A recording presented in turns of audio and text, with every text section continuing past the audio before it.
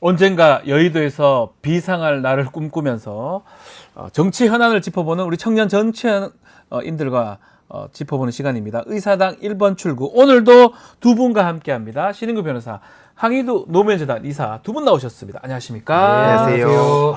두 분, 젊은 정치인들 두 분하고 얘기를 하면 신납니다. 아닙니까? 왜 그래 웃으십니까? 아니, 상황이 너무 또 심각하다 보니까. 예. 네. 아니 근데 두 분 얘기를 들어보면 또 우리 또 애청자분들도 항상 기다립니다. 저도 오늘 토마토 오는 시간 늘 기다리기 때문에 아침에 방울토마토 먹고 왔습니다. 또 이런, 정말입니다. 이거. 이런 유머는 뭐 그렇게 좋진 않은데 그래도 기가 다 와닿네요. 토마토. 좋습니다. 자, 먼저 이 얘기 먼저 좀 하죠. 국회 개원식 사실은 5월 달에 해야 되는데 지금 늦었습니다. 뒤늦게 열렸는데 윤석열 대통령은 불참했고요.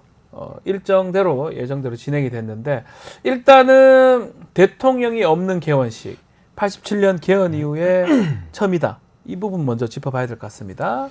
네. 뭐 윤석열 대통령 취임 이후에 지금 대한민국에서 그동안 관례적으로 해오던 것들이 다 무너지고 네. 있는 그 연장으로 저는 보이고요. 뭐 예를 들면 국군의 날 행사에서도 대통령이 군 통수권자로서 열중시어 명을 내려야지 원래 그 부대장이 그렇죠. 부대 저 처음 봤습니다. 제가 원들에게 장교 아니겠습니까? 그쵸. 제가 너무 통상적으로. 당황했어요. 이거는 그러니까 군을 다녀오고 안 다녀오고 문제도 아니거든요. 당황했어요. 근데 이제 혼자 쩝쩝거리다가 네. 그냥 넘어갔잖아요. 네. 그런 것처럼 이 국회 개원식도 대통령을 초청해서 함께하는 이유가 그렇죠. 대통령이 행정부 수반이면서 동시에 국가 원수로서의 지위를 갖고 있기 때문에 가서 축하해주고 또 국민 통합을 하고 이걸 상징적으로 보여주는 장면이고 더더군다나 윤석열 대통령 개인도 대접을 받는 자리예요. 네. 근데 본인이 대접받는 자리인 것도 모르고 어떤 사감인지는 모르겠지만 뭐에 꽂혀가지고 그냥 가기 싫다. 네. 그러니까 이런 식의 사감을 앞세우는 정치가 지금 대한민국을 아주 그냥 더 퇴행으로 이끌고 있는 아주 근본적인 원인 아닌가 두 저는 그렇게 가지 지금 봅니다. 큰 얘기 해주셨어요. 아주 단순한 얘기 같긴 하지만 대통령의 지위, 대통령 국가에서 두 가지 지위가 크게 있습니다. 행정부 수반으로서는 충분히 그럴 수 있습니다. 국회가 다수당이 이제 야당이니까. 그렇지만 국가 원수로서의 지위, 그걸로 이제 부르는 건데, 그러면 그렇게 불편한 외교 활동도 하지 말아야 되는 거 아닙니까? 아니 그냥 모두 싫으면. 저는 다 불편하거든요. 예. 그냥 대통령 안 하셨으면 좋겠어요. 아니, 저도 불편해요. 이런 거 보는데. 서로 민망하고 불편합니다. 알겠습니다. 제가 볼 때는. 예. 하기도 이사님. 네. 네. 아니 이게 뭐 말씀 다 공감하고 그러니까 완전 기분파라는 거 아니겠습니까? 네. 그러니까 자기 기분에 따라서 막 뭐 신나게 또 술 마시고 즐길 때는 네. 여기저기 막 찾아다니고 부르지도 않았는데 네. 막 그런 상황인데 국회의장실에서도 오죽하면은 개원 그러니까 이거 일정 전날까지 뭐 비서실이나 경호실 연락이 없었다. 그러니까 네. 이 시스템 자체를 붕괴시킨다는 게 전 제일 크다고 봅니다. 이거는 결국에는 뭐 자기 기분에 따라서 모든 걸 좌우하는데 다수의 국민들 입장에서는 뭔가 시스템이 있어야 네. 적어도 보수 진보를 떠나서 아 그래 이런 식으로 국정 운영하는구나라고 생각하는데 그 자체가 지금 불신을 받고 있다 보니까 나중에 이 무너진 시스템 어떻게 회복하냐. 그러니까 그 시기를 좀 단축해야 된다는 얘기가 괜히 나오는 게 아니라 봅니다. 그러니까 저기 지금 자막에도 나오는 네. 대통령이라는 저 세 글자가 어마어마한 무게감을 갖는 자리입니다. 그러니까 대통령은 국가 원수라 그러면 우리나라의 대표자예요. 거기다 국민을 통합시켜야 되고 국민의 생명과 안전을 최종까지 지키는 그 막중한 자리입니다. 근데 그걸 맞습니다. 가지고 본인의 기분이 뭐 나쁠 수도 있어요. 네. 아니 뭐 우리가 살면서 기분 안 나쁜 사람 어디 있습니까? 네. 근데 그거 가지고서 이 공적인 역할과 공적인 책임까지 방기한다라는 것은 윤석열 대통령은 너무나도 좀 무책임한 사람이다라는 반증 아닌가 싶습니다. 본인이 그거 같아요. 특검 탄핵을 남발하는 국회를 정상화한 뒤에 날 초대해달라 이제 그 말씀을 했거든요. 그렇게 볼 자리가 아니고 개원식에는 내가 다 정리된 다음에 초대되면 가야 되는 그런 건 아니라는 뜻으로 봐야 되겠죠. 그렇죠. 왜냐면은 맨날 뭐 상권 분리, 법치주의 뭐 네. 이런 얘기 맨날 하면서 결국에는 국회에서 본인 비판하지 말아라. 나 기분 나쁘다. 뭐 이런 거 아니겠습니까? 네. 본인이 애초에 그 행동을 똑바로 했었다면은 사실 이 정도까지 안 됐을 텐데 맨날 뭐 민주당 욕만 하고 있고 뭐 이따 네. 뒤에서 나올 주제지만 지금 또 이제 전 정부 털기하고 있고 네. 그러니까 이걸 뭐 어떤 식으로 받아들이란 말인지 도무지 납득이 안 갑니다. 자, 근데 저는 이거 한 말씀만 네. 드리면 윤석열 대통령 자꾸 이렇게 비정상을 본인이 정상과 비정상을 나눠서 규정하는데 이게 바로 그 사이비 지식인 반국가 세력 규정 짓는 거랑 똑같은 행태를 보이고 있거든요. 아니 탄핵과 특검을 말하면 그게 비정상입니까? 아니 본인은 특검 출신이고 본인은 박근혜 대통령 탄핵에 가장 큰 수혜를 보신 분이 아니 남의 탄핵은 갖다가 다 정상이고 자기를 갖다가 특검과 탄핵을 논의하면 안 되는 겁니까? 아니 이런 이율배반성이 어디 있어요? 이건 정말 5살짜리 그 금쪽이들도 하지 않는 일인데 전 네. 정치적 금쪽이다 이렇게 봅니다. 오은영 선생님 호출해야 됩니다. 오은영 선생님이요? 네, 알겠습니다. 자, 정기국회 어쨌든 시작이 됐습니다. 예산안도 심사를 해야 되고 각종 입법 과제가 지금 즐비하게 준비된 상황인데 일단은 여야 대표회담에서 입장 차이를 좁히지 못했던 최상병 특검법 25만 원 지원법.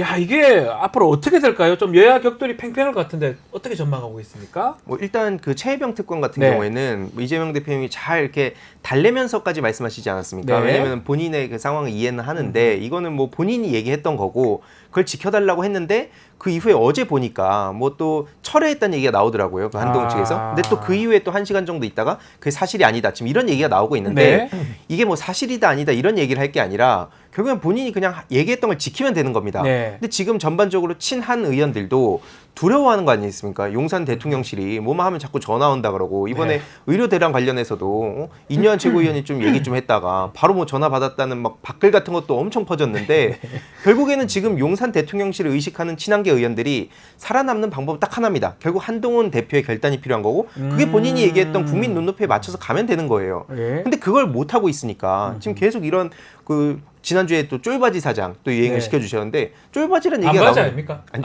이제 쫄바지. 아, 쫄바지. 맞죠? 아, 쫄바지죠. 네, 쫄바지. 쫄았다. 네, 쫄았다고. 네, 죄송합니다. 딱 예. 그 쫄바지의 모습이 나왔잖아요. 아, 근데 이제 쫄바지 입고 있는 것도 상당히 좀 우스꽝스러운 모습이 있죠. 아무래도 당 예. 대표인데 예. 아, 왜 당당하게 못합니까? 아니 바지 사장 이러면 기분 되게 나빠야 되거든요.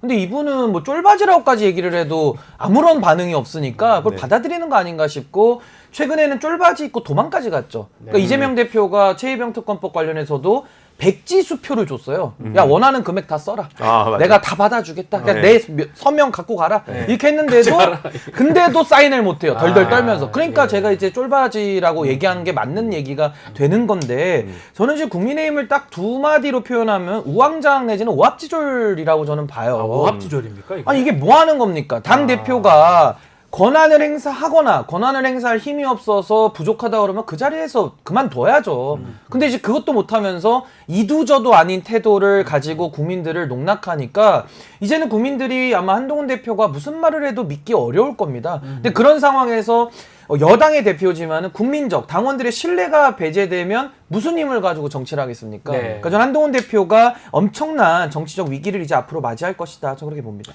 자, 지금 말씀대로 뭐 결단을 못 내리고 있어요. 그러면서 계속 그 회담은 뭐 가서 뒤에 가서 한 말하고 다르고 또 다르다고 얘기를 하고 있는데 신경전이 조금 계속 한동훈 대표를 통해서도 나오는 것 같습니다. 특히 지금 계속 문제되는 게 계엄령 얘기가 계속 나오고 있는데 이게 국기문란이다라고 상당히 비판을 하고 있습니다.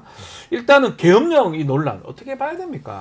이게 뭐 실제로 박근혜 정부의 사례도 있었고 네. 당시 추미애 대표 같은 경우에도 엄청난 비난을 받았거든요. 뭐 청와대 당시 이제 국힘 쪽하고 뭐 이제 조선일보를 비롯한 다수 언론에서도 네. 무슨 음모론을 퍼뜨린다. 어떻게 이런 짓을 저지르냐라고 하지만 실제로 그게 사실로 드러났고 어제 김민석 의원을 보니까 계엄법 13조를 이제 얘기를 하더라고요. 네. 그 조항이 이제 국회 계엄 중에 의원은 현행범을 제외하고 그리고 나서 이제 뭐 체포 구금되지 않는다는 얘기인데 결국 그 현행범이라는 게 지금 윤석열 정부에서 보여주는 걸 보면 네. 죄다 그냥 막 범죄자 만드는데 그 혈안이고 그러니까 이런 걸 봤을 때 충분히 그런 현행범의 범위를 또 폭넓게 적용하기 때문에 이거는 그러면 그 지금 대통령실에서 네. 뭐 민주당 과반 넘으니까 이건 뭐 말도 안 되는 소리다라고 넘길 사안은 아닌 것 같습니다.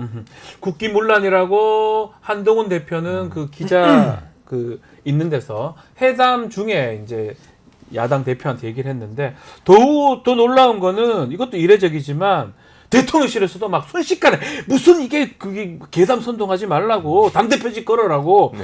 오 이거 어떻게 봐야 됩니까? 근데 우선은 전 계엄에 대해서는 이게 국민들이 불안감을 가지고 계신 문제라서 어제 한동훈 대표가 이렇게 얘기했어요.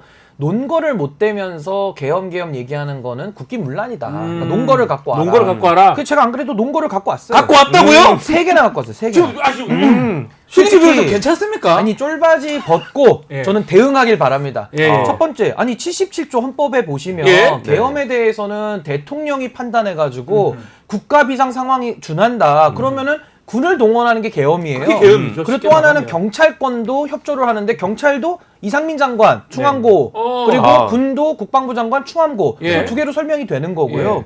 그 다음에 뭐 자꾸 국회가 뭐 해산 그 재적용 과반수 의결안 풀린다 이러는데 계엄 선포하면요 탱크가 국회에 들어옵니다. 네. 그분들 먼저 반국가 세력으로 다 체포를 해요. 네. 그러니까 이거는 뭐 우리 역사를 돌아보면 예. 한동훈 대표가 충분히 이해하실 저는 지능은 있다 이렇게 보는 거고 두 번째는 헌법상 부여된 대통령의 권한입니다. 계엄이라는 거는. 근데 윤석열 대통령은 지금까지 보십시오.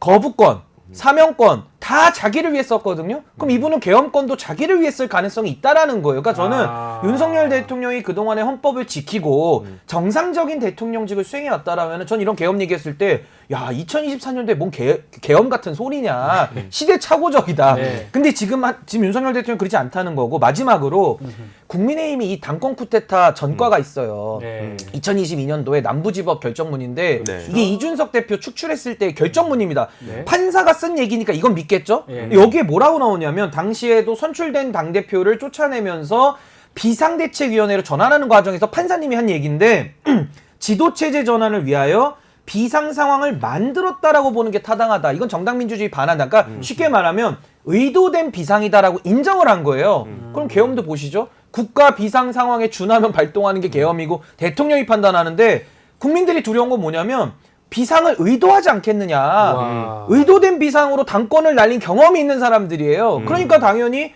군 조직과 경찰 조직을 장악하면 이런 일도 벌이고도 남는 사람들이겠구나 라고 이야기를 하니까 국민들이 불안해하는데 제가 이렇게 논 거 3개나 됐잖아요. 아, 근데 거의 좀 그럴싸한데요. 네. 근데 이게 어떻게 국기문란이 됩니까? 그러니까 한동훈 대표는 그럴싸해요. 국기문란이라는 단어를 가지고 상대방의 입을 막는 입틀막을 할 게 아니라 논쟁. 본인이 생닭 들고 생중계 좋아하지 않습니까? 생중계. 네, 우리 생닭 네. 놓고, 생닭을 튀겨가지고 놓고 저랑 한번 이렇게 토론을 하셔도 아, 괜찮아요. 근데 저 신인규 아, 위원장님 좀 말씀에 맞는 것 다 같은데? 동의하는데 저 동의해요. 하나 동의 못하는 게 뭐죠? 있어요.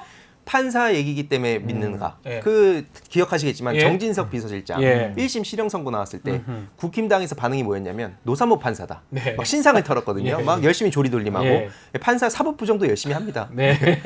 그거 하나만. 네. 그거 아니 빼고는. 근데 그럼 네. 뭐 재판과 입법과 행정을 다 혼자 하겠다는 얘기죠. 그걸 독재라 그래요. 국회 비판하지 그러니까 독재 경향화가 이제 독재가 되는 겁니다. 그렇게 네. 가시면 안 돼요. 지금 말씀대로 의도된 계엄 상황을 만들어서 계엄을 선포하는 것이 그거에 대해서 답을 하시면 돼요. 성질 낼 필요가 없는 거잖아요. 아니 그리고 군조직도 그렇잖아요. 예. 그러니까 우리가 뭐 하나회라는 역사적 아픔도 있지만은 네. 뭐 충암고가 소수다라고는 하지만 아니 소수들을 요직에 다 배치했으면은 그게 그거 아닙니까? 예, 아니 뭐 똑같죠. 병들만 충암고가 많아야 돼요? 그게 아니라 방첩사령관 옛날 기무사령관이고 예. 뭐 군에서 근무하셨으니까 네, 더 잘 알죠. 아시겠지만 예. 777 사령관 대북정보 하는데 뭐 네. 국방부 장관 거기다가 군을 총괄하는 김영현 장관 그것도 경호처장 출신이 갔고요. 네. 거기다가 행안부 장관도 충안부 출신이 경찰을 또 관할하니까 국민들 입장에서는 너무 불안할 수밖에 네. 없죠. 실제로 12.12 때, 그 12.12 전이죠. 12.6 일어났을 때, 전두환이 기무사령관이었어요. 보안사령관. 지금 방첩사령관이죠. 전두환이 정권 장악했잖아요. 별 두 개로 했습니다. 별 별 두 두 개로. 개밖에 안 네. 됐었어요. 네. 모든 정보를 갖고 있었고,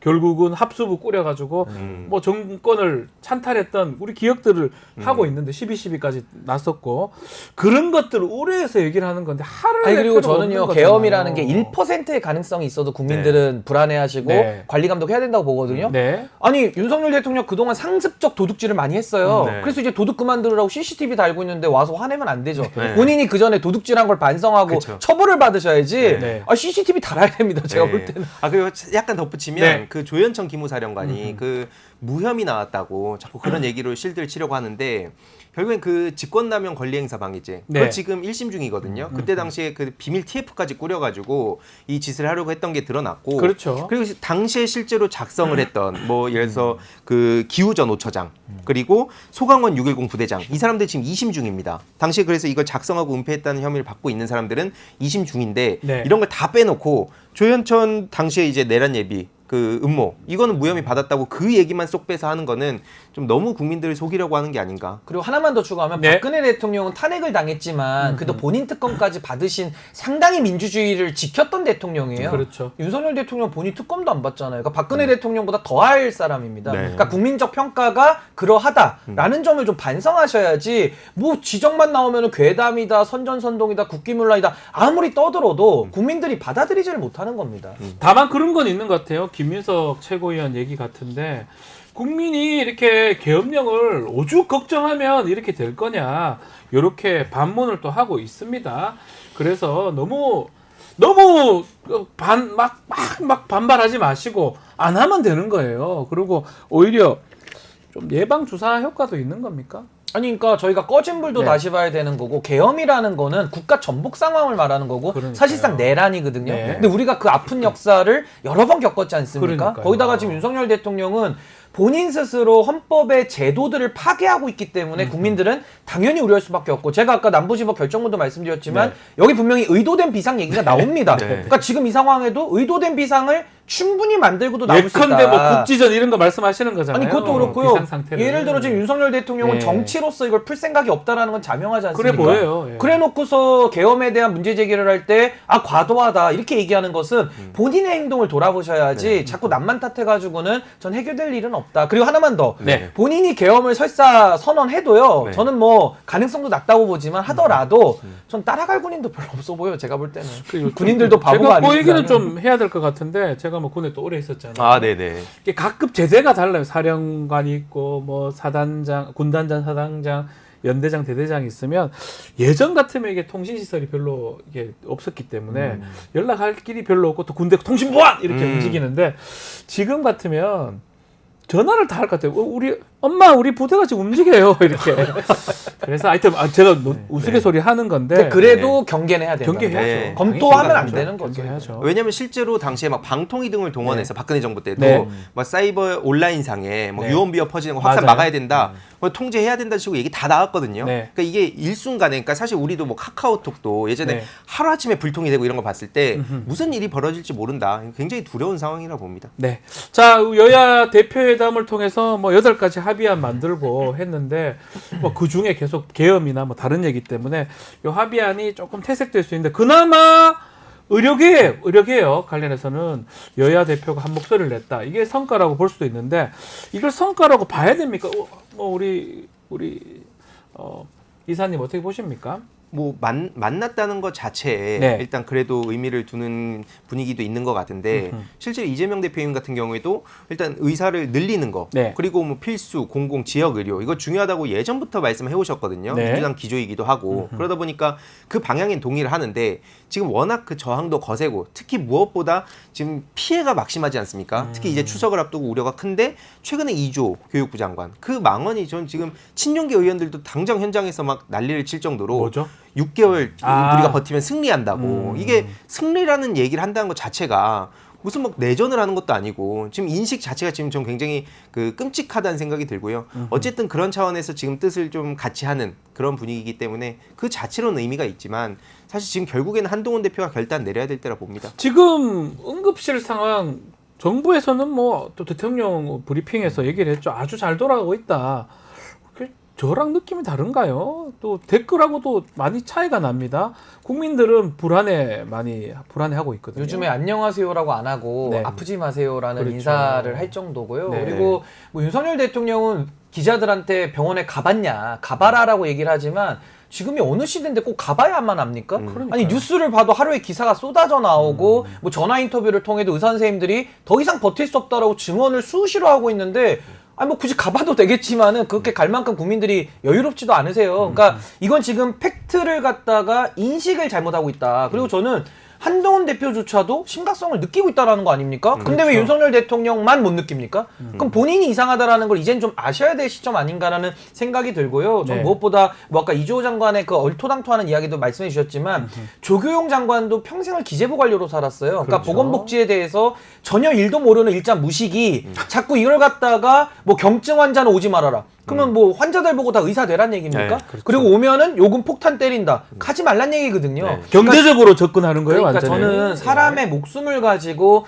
정권 차원에서 이렇게 도박이나 장난식으로 접근하는 게 얼마나 위험천만한 일인지 전 국민들의 이 불안과 걱정을 정부가 이해하지 못하면 이걸 누가 해결합니까? 그러니까요. 그리고 정부가 초래한 일이기 때문에 좀 결자의 질을 당장 해야만 한다. 전 그렇게 곧 봅니다. 추석입니다. 추석이고 응급실 뭐 현황 상황까지 지금 설치해가지고 한다고 하는데 국민들이 느끼는 거는 또 제가 계속 얘기를 하지만 응급실에 응급 의사만 해서 될 일이 아닙니다. 협진할 수 있는 뒤에서 뭐 정형외과라든지 신경외과 의사들이 배치가 돼 있어야지 뭐 사고 났을 때 뒤로 네. 보내고 할 거 아니에요. 네. 뒤에 의사들이 없어요. 응급실이 제대로 돌아가지 않을 수밖에 없는 상황인데 그러다 보니까 지금 현장에 있는 군의관은 공보위 빼가지고 지금 갔다라는 거잖아요. 그래놓고 잘 돌아간다는 말이 이게 말이 나올 수 있는 겁니까? 그러니까 이게 국힘 측에서는 그래도 또 실드를 친답시고 네. 하는 얘기가 참모들이 보고를 제대로 안 하니까 그러니까 참모들이 괜찮다 하니까 그리고 현장 가도 뭐 그런 깔끔하게 정돈된 모습을 보니까 윤석열 대통령이 그 지금 이렇게 착각을 하고 있는 것 같다는 얘기를 하는데 아 뉴스를 봐야죠. 그러면 그러니까. 우리가 화내면 안 되는데. 아 맞습니다. 그 응급실 가는 게 정상적인 뉴스를 좀 보면 알 수 있는 거 아닙니까? 맞습니다. 지금 뭐 우리가 다 가짜 뉴스입니까 이게?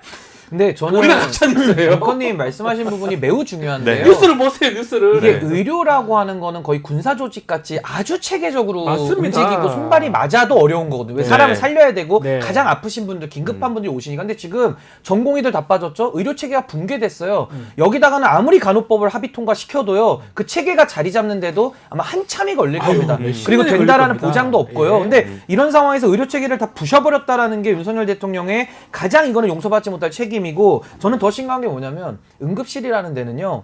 응급할 때 내가 응급해서 내가 피를 흘릴 때 치료를 받을 수 있는 그러니까 사실상 가동이 돼 있을 수 있어야 되는데 지금은요. 응급실이 포화라서 제가 필요할 때 응급실이 저한테는 효능감이 없는 거예요. 그러니까요. 이게 가장 큰 문제입니다. 그런 지금 거예요. 병원이 포화가 돼가지고 아무리 환자들이 아파도 가면 돌려보낸다는 거거든요. 그러니까요. 원래 응급실은 체계를 갖추고 환자가 언제 어느 시에 오더라도 즉시 전력으로 들어가서 치료할 수 있는 체제를 늘상 구비하고 있어야 되는데 내가 필요할 때 의료 시스템을 못 이용하는데 그 응급실 체계라는 게 무슨 의미가 있습니까? 그러니까 전 지금 완전히 대한민국의 응급의료가 전 세계적으로 선진화돼 있었거든요. 네. 이걸 완전히 무너뜨렸다는 것은 윤석열 대통령 전 역사에 씻을 수 없는 죄를 저지른 거라고 봅니다. 해결이 가능할까? 시간이 흐르면 흐를수록 더 최악으로 가는 것 같고 의사들이 뭐 쉽게 굴복하거나 그러지 않을 것 같아요. 네. 지금 상황 보면 그러면 추석 지나고 계속 나빠질 것 같은데 네. 어떻게 해결합니까 이거? 결국에는 이거는 아까 말씀드렸듯이 뭐 정부는 당장 뭐 생각 자체가 네. 뭐 이걸 뭐 승리와 뭐 패배와 이런 식으로 규정을 하고 있기 때문에 그러니까요. 이건 계속 말씀드리지만 한동훈 대표가 리더십을 발휘해서 여당이 움직이게 만드는 수밖에 없다 봅니다. 왜냐면 윤석열 대통령은 상식적으로 아무리 얘기를 해도 절대 대화가 안 되잖아요 지금. 네. 그리고 오히려 자기가 역사에 남겠다는 의지를 갖고 있다는 거 아닙니까? 그러니까 이걸 방해하는 사람들은 전부 다 무슨 개혁에 굴복한다는 완전 다른 세상에 살고 있는데 솔직히 말해서 한동훈 대표도 근데 뭐 그 본인뿐만 아니라 뭐 그 주변의 친한계 의원들도 다 눈치를 보고 있기 때문에 그래서 이걸 그냥 다 도려낼 수밖에 없다는 얘기가 나오는 것 같습니다. 그러니까 한동훈 저는- 대표가 키를 갖고 있다. 그러니까 이번에 사실은 지금 윤석열 대통령의 이 폭주에 대해서 국민의힘도 공범이 될 기로에 서 있다고 저는 보거든요. 네. 이번에도 윤석열 대통령이 이진숙 후보자 방통위원장 임명하면서 네. 법원에서 집행정지로 제동 걸지 않습니까? 그렇죠. 이 문제, 의료대란의 문제에 있어서만큼은 전 국회가 브레이크 역할을 해야 된다고 봅니다. 그럼 윤석열 대통령이 아무리 폭주하더라도 뭐 법으로서 통제를 하든지 뭐 네. 특별법을 만들든지라도 해서라도 전 국회의 시간으로 윤석열 대통령을 저는 견제해야 된다. 네. 전 그렇게 봅니다. 알겠습니다. 그만큼 의료는 매우 중요합니다. 매우 중요해서 이게 정쟁의 소재가 돼서는 안 되겠죠. 그리고 국정의 운영자, 국정의 조종자로서의 대통령은 개혁도 중요하지만 이런 일이 발생하고 국민 생명 위험이 생기지 않도록 개혁하다가도 안 되면 포기를 할 수도 있고 조정할 수도 있는 게 대통령이 아닌가 생각이 듭니다. 자, 요 정도 얘기를 하고요. 자, 이재명 대표 얘기를 좀 하면 문재인 전 대통령하고 원래 만나기로 했었는데 좀 미뤘다가 일요일 날 약속을 다시 잡은 것 같습니다. 지금 이 전 대통령 만나기 전에 그 검찰 수사 이 대책기구 구성도 지시를 했고요.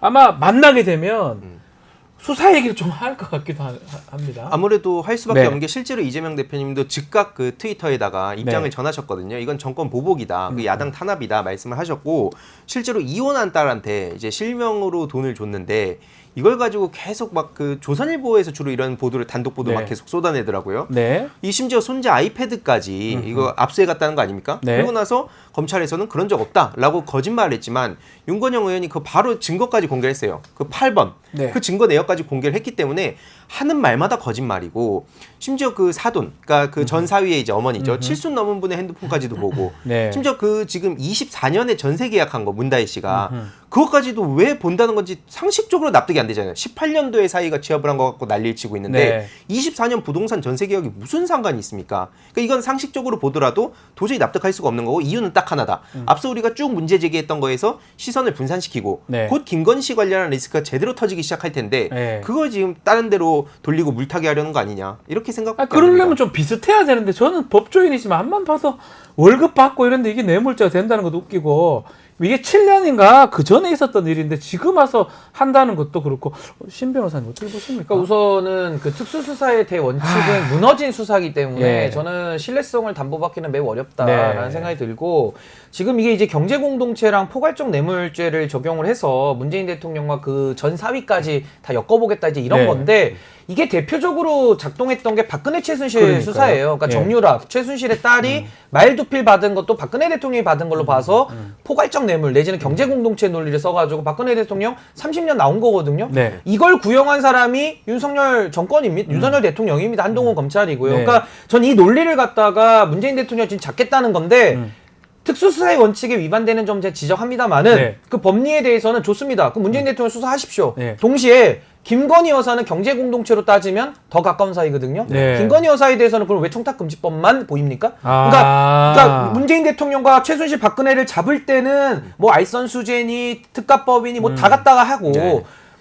본인 수사할 때는 청탁금지법만 보여가지고 면죄부 주는 거냐는 아하. 이 반문을 피할 수가 없고요. 예. 방식이 있어서도 문재인 대통령 지금 뭐 딸과 손녀 뭐 다 지금 압수수색 전방위로 하고 있잖아요. 근데 왜 김건희 여사는 안 하죠? 오히려 검사들이 가서 폰을 상납하고 출장 오거든요. 조사라고 하죠. 출장하고 네. 상납하고 오거든요. 예. 그러면 김건희 여사도 똑같이 저는 김건희 여사가 최은순 장모와도 같은 거를 공유하고 있을 거라고 저도 의심돼요. 같이 압수수색 해버려야죠. 근데 안 하잖아요. 네. 그래서 저는 문재인 대통령에 대해서 하는 이런 수사, 압박 수사에 비해서 김건희 여사에 대한 수사는 거의 놀이와 비슷하다. 그러니까 검찰이 전주지검이 서울중앙지검에서 지금 이런 식으로 수사를 엉뚱하게 하고 있는데 이 네. 상황에서 문재인 대통령한테 박근혜 최순실 논리를 적용시키는 게 과연 검찰이 신뢰 받을 수 있겠느냐. 전 좀 근본적인 의문을 제기할 수밖에 없다고 봅니다. 그러니까 수사를 하려면 똑같이 해야지 김건희 여사 수사는 이렇게 엉망으로 아니면 대충 하고 네. 문재인 전 대통령 수사는 완전히 뭐 압수하고 난리 났다 이렇게 지적을 하시는 것 같아요. 저 완전 동의하고요. 네. 실제로 노무현 정부 때 제가 그 네. 이명박 심리전 관련해서 관심 되게 많지 않았습니까? 네네, 그때, 예. 당시에 국정원에서 이런 짓을 저질렀는데 네. 지금도 윤석열 정부 들어서서 다른 모든 사람도 이명박 정부 때랑 똑같고 더 나아가고 심지어 국정원도 지금 열심히 활개치고 있어요. 그럼 네. 저는 이거 논두렁식의 툴을 만들려는 거다. 그때 당시에도 심리학자 동원해서 했던 게 3단계 전략이 있습니다. 네. 1단계로 권위 훼손시킨다. 2단계로 주변 사람 그러면 떠나게 되죠. 네. 3단계 고립시킨다. 이거를 계속 적용해서 지금 이재명 대표한테도 그렇게 터는 거 아니냐 네. 이런 생각이 들었는데 지금 똑같습니다. 이런 식으로 막 계속 털고 망신주기 하다 보면 정치인들도 뭐 중도 뭐 이런 거 고려하게 되고 막 이러다 보면 얘기 못하고 그런 식으로 만들려는 것 같은데 이미 우리가 학습 효과가 있기 때문에 그런 식으로 넘어가지 않을 거다. 이제는 안 될 것이다. 안 됩니다. 이제 저도 쟤만 봐도 뭔가 스토리대로 가는 것 같아요. 그리고 월급 받았는데 그게 무슨 뇌물입니까? 그래 따지면 전 국민 다 뇌물죄 되고. 아니 이건 네. 어떻습니까? 그 뇌물로 이제 사위가 받은 월급을 문재인 대통령이 줄 돈을 면제받아서 이익으로 해서 뇌물인데 김건희 여사도 디올백을 그러니까요. 윤석열 대통령이 원래 사줬어야 사줘야죠. 되는데 안에 뭐 그렇죠. 얼마가 내든 사줘야 됩니다. 자기 배우자니까. 근데 받아내잖아요. 그걸 받았으니까 면제받았잖아요. 그 이거랑 논리는 똑같은 뇌물이죠. 거예요. 네. 그러니까 저는 지금 검찰이 너무나도 이중 기준을 갖다가 너무 노골적으로 이렇게 되고 있는데 전 좀 창피함을 알았으면 좋겠고 네. 문재인 대통령 수사 그럼 좋습니다. 백보 양보해서 좋으니까 김건희 여사에 대해서도 똑같이 수사해야 되고 전주지검 검사뿐만 아니라 전체 검사들이 이 지금 기준을 달리 적용하는 부분 이거 검찰 신뢰를 떨어뜨리는 일이니까 좀 자성과 반성이 필요하다고 봅니다. 알겠습니다. 자, 오늘 의사당 1번 출구 여기서 마무리하겠습니다. 황희리 의사, 신은규 변호사와 함께했습니다. 두 분 말씀 감사합니다. 고맙습니다. 감사합니다.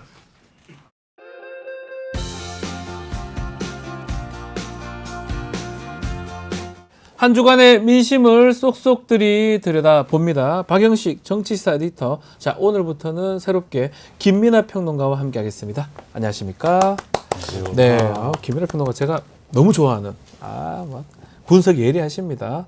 오늘 또 면도도 하고 이제 오셨던 것 같은데 인사 좀 부탁드리겠습니다. 평소에 면도를 안 하신단 말이에요. 딴 데서 봤을 때는 또 이렇게 깔끔하게 오시진 않는데 감사합니다. 예. 계속 기를 수는 없잖아요. 가끔 한 번씩은 해야. 네. 네. 시청자분들한테 좀 짧게라도 인사를 좀 부탁드리겠습니다. 안녕하십니까. 네, 알겠습니다. 아주 뭐 놀라운 또 아주 정제된 분석 평가 부탁드리고요. 원래 쇼미더민심이 저희 뉴스토마토의 또 미디어 토마토 여론조사로 여론 동향을 파악하는 시간인데 오늘은 저희 조사 아닙니다. 오늘은 이 갤럽 조사를 조금 인용을 좀 해서 진행을 좀 해보도록 하겠습니다. 갤럽 조사가 상당히 좀 많이 또 인용이 되기도 하니까요. 토마토 거 아니고 갤럽 겁니다. 먼저 대통령 국정운영 평가 먼저 알아보겠습니다. 네. 박인씨 에디터. 예. 갤럽 조사상의 대통령 국정운영 평가 어떻게 나왔습니까? 예, 요 갤럽 조사는 지난 30일에 발표된 조사이고요. 27일부터 29일까지 1,002명을 대상으로 조사했고 95% 신뢰 수준의 표본오차 플러스 마이너스 3.1%포인트고요. 질문을 이렇게 해봤습니다. 귀하는 윤석열 대통령이 대통령으로서의 직무를 잘 수행하고 있다고 보십니까? 아니면 잘못 수행하고 있다고 보십니까? 이제 이렇게 물어봤는데 보시는 그대로 네. 부정이 66%. 맞았네요. 예, 이 전주 대비 63에서 60, 이전주 대비 63에서 66, 3% 올라간 네. 거고요. 갤럽 조사에서는. 부정평가는 보시는 대로, 긍정평가는 보시는 대로 23%인데, 이전주 대비 4%포인트가 빠진 겁니다. 그래서 23%포인트였고, 모르겠다가, 11%였고요. 리얼미터도 마찬가지로 언급을 해드리면, 리얼미터 조사상으로는 이전 주와 비교하자면 4%포인트 또 내려간 수치를 보였다고 해서 이게 지금 국정 지지도의 흐름이 대체적으로 대부분 다 부정이 올라가고 긍정이 내려가는 그런 상황을 좀 보이고 있어서 네. 대통령으로서는 굉장히 좀 난처한 상황이 됐다고 볼 수 있겠습니다. 임기가 아직 반환점 돌지 않았습니다. 절반이 안 됐는데 25%도 안 되는 23%다. 레임덕이라고 봐야 됩니까? 어떻게 보십니까? 근데 이제 레임덕이냐 아니냐는 제가 볼 때는 뭐 여론조사상의 뭐 지지율이라는 뭐 기준도 뭐 물론 이제 따져야겠지만 대한민국의 대통령제에서는 남은 임기가 더 큰 변수인 것 같아요. 그렇죠. 네, 그래서 2년 반 이상 남았다. 예. 그렇죠. 그래서 이제 레임덕이냐 아니냐의 문제라기보다는 지금 30% 선이 깨졌다라는 네. 거에 대해서 그리고 조만간 20% 선도 깨지는 거냐. 그런 얘기가 계속 나오잖아요. 그렇죠.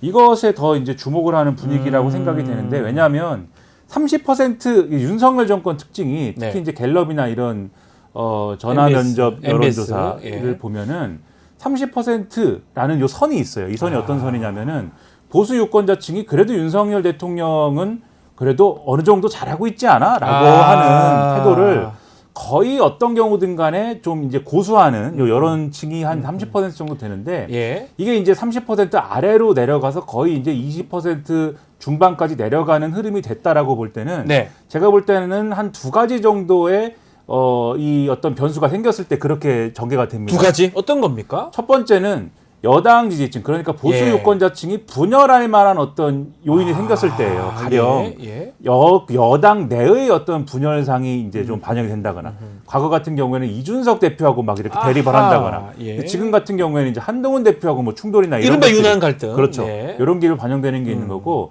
두 번째는 이거는 보수 유권자층 평소에 이제 윤석열 대통령이 어떤 경우에도 좀 잘한다라고 응답을 해왔지만 네. 이거는 어떻게 안 되는 것 같아요. 이건 정말 아닌 것 같다 이렇게. 그렇죠. 요런 부분들 가령 아. 제가 이제 좀 이거는 인상적이다라고 봤던 어떤 과거의 거죠? 사례는 네. 그 바이든 날리면 사례 같은 거 있잖아요. 예. 이거는 어떻게 잘한다고 못하겠다 이런 거 그런 경우에는 이게 30% 아래로 내려가가지고 20%대를 위협하는 수치까지 내려가거든요. 네. 근데 이번의 경우에는 그게 이제 예를 들면 의료 대란 이런 대란 문제일 수 같은 있어서 거다. 제가 예, 볼 예. 때는 요 두 가지 문제가 지금 영향을 미치고 있는 거 아닐까 생각을 합니다. 아까 네. 그 언급해드릴 때 리얼미터 조사는 제가 4%라고 말씀드렸는데 0.4% 상으로 빠진 거고요. 그렇죠. 리얼미터 0.4죠. 조사상에서는 예. 30에서 29.6으로 빠졌고, 근데 어쨌든 리얼미터도 지금 20%대로 이번 주에 내려온 거는 하락 국면이기도 하고 그렇습니다. 2년 만에. 20%가 커요. 그러니까 2년 만에 리얼미터도 그 정도는 안 됐거든 이때까지. 그렇죠. 계속. 리얼미터도 네. 2년 만에 지금 20%대로 내려온 거라서 네. 전반적으로 굉장히 다 박스권 안에 이제 갇힌 수치들이 나오고 있는 것이고, 레임덕이냐 아니냐는 결국 이제 그 국민들이 얼마나 대통령을 신뢰하고 믿느냐에 또 문제도 있는 것 같아요. 그러니까요. 근데 좀 지켜봐야 되긴 하겠습니다만, 그 레임덕이라고 보는 분들 중에 가장 결정적인 이유는 이제 공무원 지금 사회가 좀 복지부동이다. 공무원들이 움직이지 않고 있다라는 게 이제 표면적으로 좀 드러나 있기 때문에 여러 이제 취재 경로를 통해 드러나는 것 같고, 또 대통령과 함께하고 있는 사람들이 또 어떤 사람들이냐 좀 보면은 네. 좀 표면적으로 드러나는 것도 같아요. 가령 노동부 장관의 김문수, 방송통신위원장의 이진숙, 네. 국립기념관장의 김영석, 그리고 최근에는 또 국가인권위원장의 안창호, 이런 분들을 좀 생각을 해보면 과연 국가인권위원장의 인권을 생각하는 분이 앉아 있는 거냐, 노동부 장관의 노동을 생각하는 사람이 앉아 있는 거냐, 이런 대목을 생각해 본다면 일단 함께하는 사람들이 과연 대통령 주변에 진짜 국민을 생각해서 함께하는 사람들이 있는가, 이제 이 대목이 있고, 함께하지 않겠다고 선언한 사람마저도 아직까지 자리를 지키고 있어요. 네. 한덕수 국무총리 아, 아직까지 자리를 지키고 간다 있고, 그랬는데 뭔가 하고 있어요?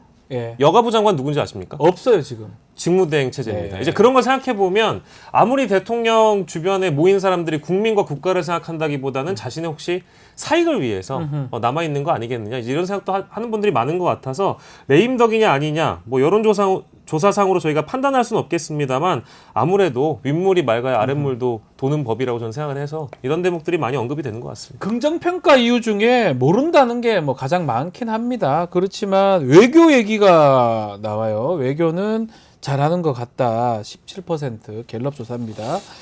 요거는 우리가 어떻게 이해하면 됩니까? 외교.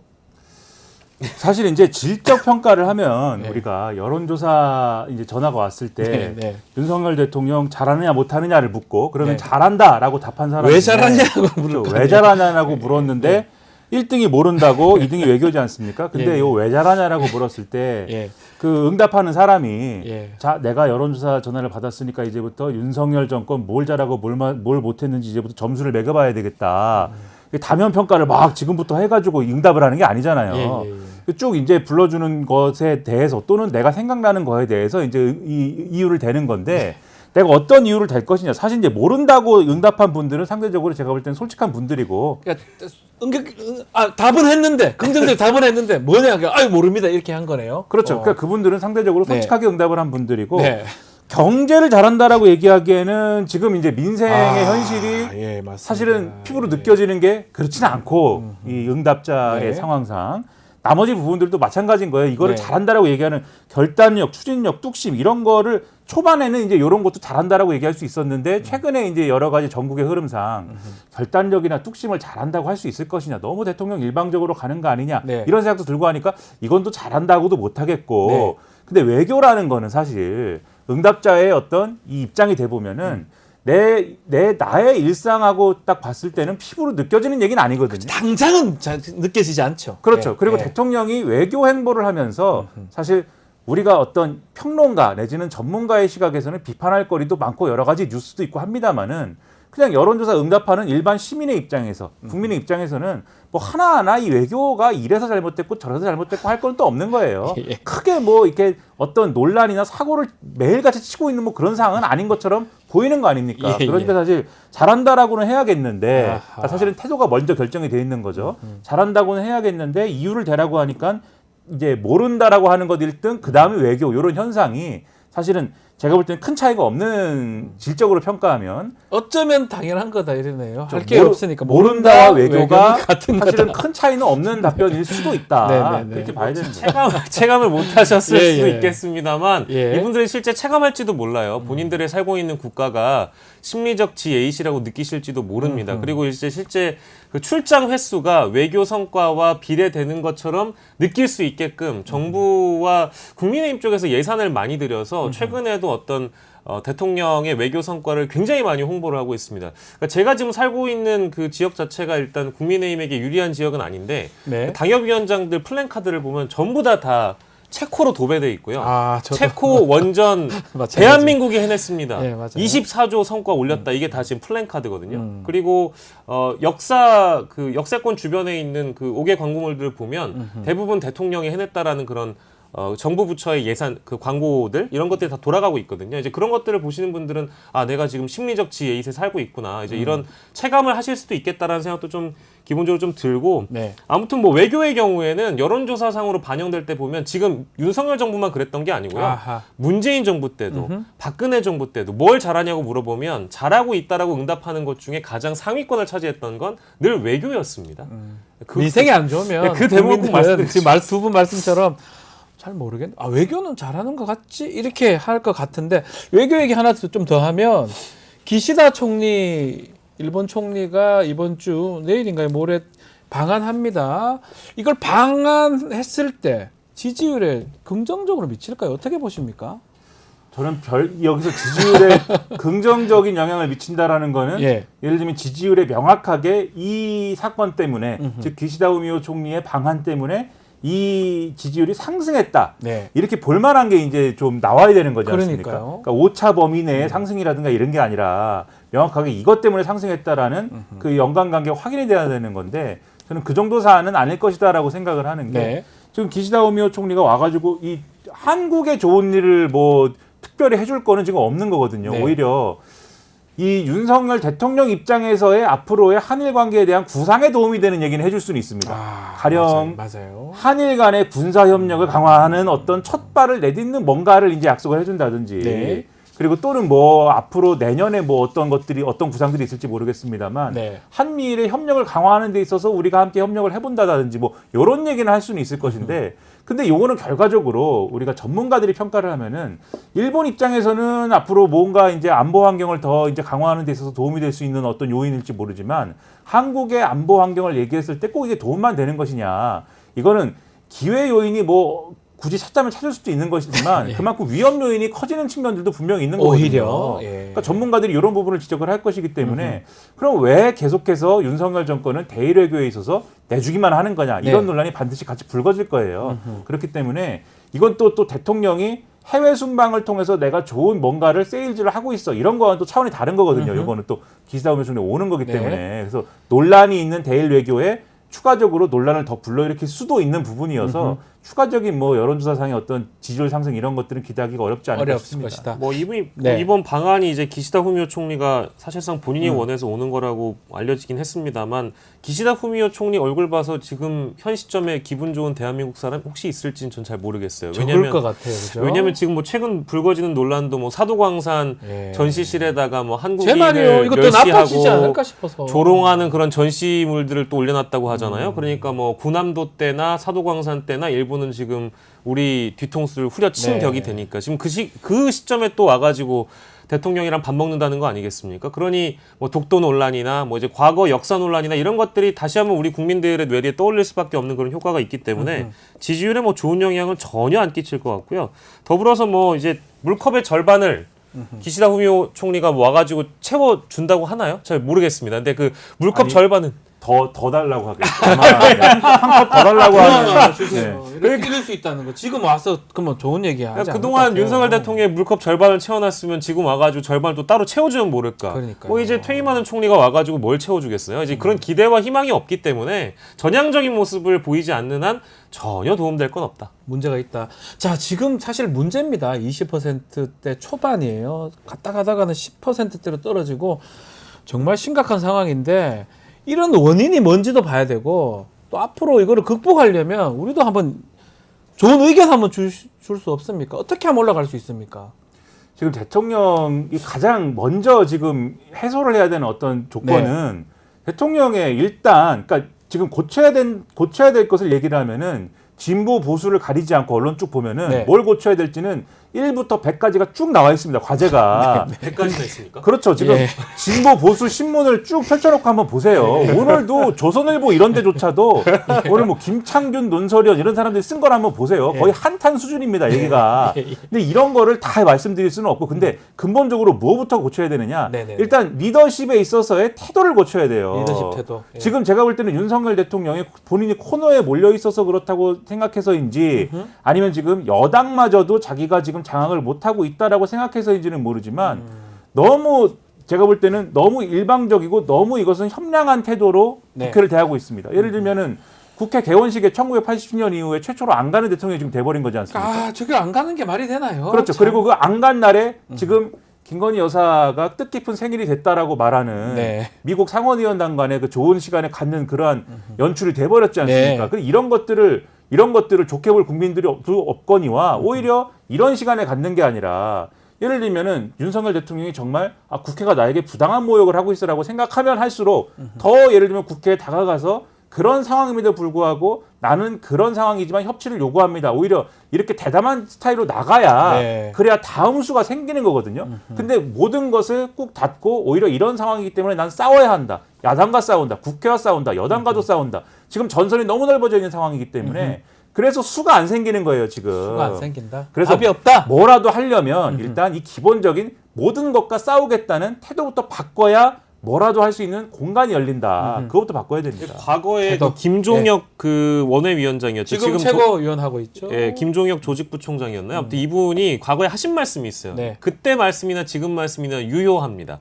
프레지던트 아이덴티티, PI가 망했다라고 얘기를 했어요. 그러니까 네. 이미지거든요, 결국. 예. 최고 경영자의 이미지를 어떻게 만들어가느냐의 그 과정과 결과가 죄송한데 다 망한 것 같아요. 특히 이번 국정브리핑과 기자회견을 보면 대통령이 굉장히 호기롭고 자신만만하게 아무 문제 없다고 했잖아요. 네. 근데 보건복지부 장차관이 브리핑할 때 나와가지고 엄중하게 보고 있다. 말 바뀐 거거든요. 근데 정상인데 왜 군의관을 파견받습니까? 그러니까요. 정상이 아니란 얘기거든요. 말하고 현실하고 전혀 맞지 않아요. 그러니까 이제 거짓말처럼 들리기 때문에 국민들은 이제 사기 친다라는 생각을 또 드는 거예요. 네. 이게 쇼하고 있구나라는 생각이 좀 들어서 비정상적인 인식이라는 대목을 좀 고쳐야 될 것 같고요. 우리 뭐 김민하 평론가께서 말씀 주셨습니다만 그리고 더불어서 또 하나 얘기하고 싶은 게 어떤 겁니까? 이게 아까 국회 개원식도 말씀하셨습니다만 이게 국회를 비정상으로 규정하면서 자꾸 어떤 여야를 갈라치기 하려고 하는 것 같아요. 가령 예를 들면 여야 회담 도중에 속보를 친다든지 여야 회담 끝나고 나서 나 국회 개원식 안 간다고 한다든지 그 끝나고 나서 또 월요일과 화요일에 이어서 계속해가지고 야당의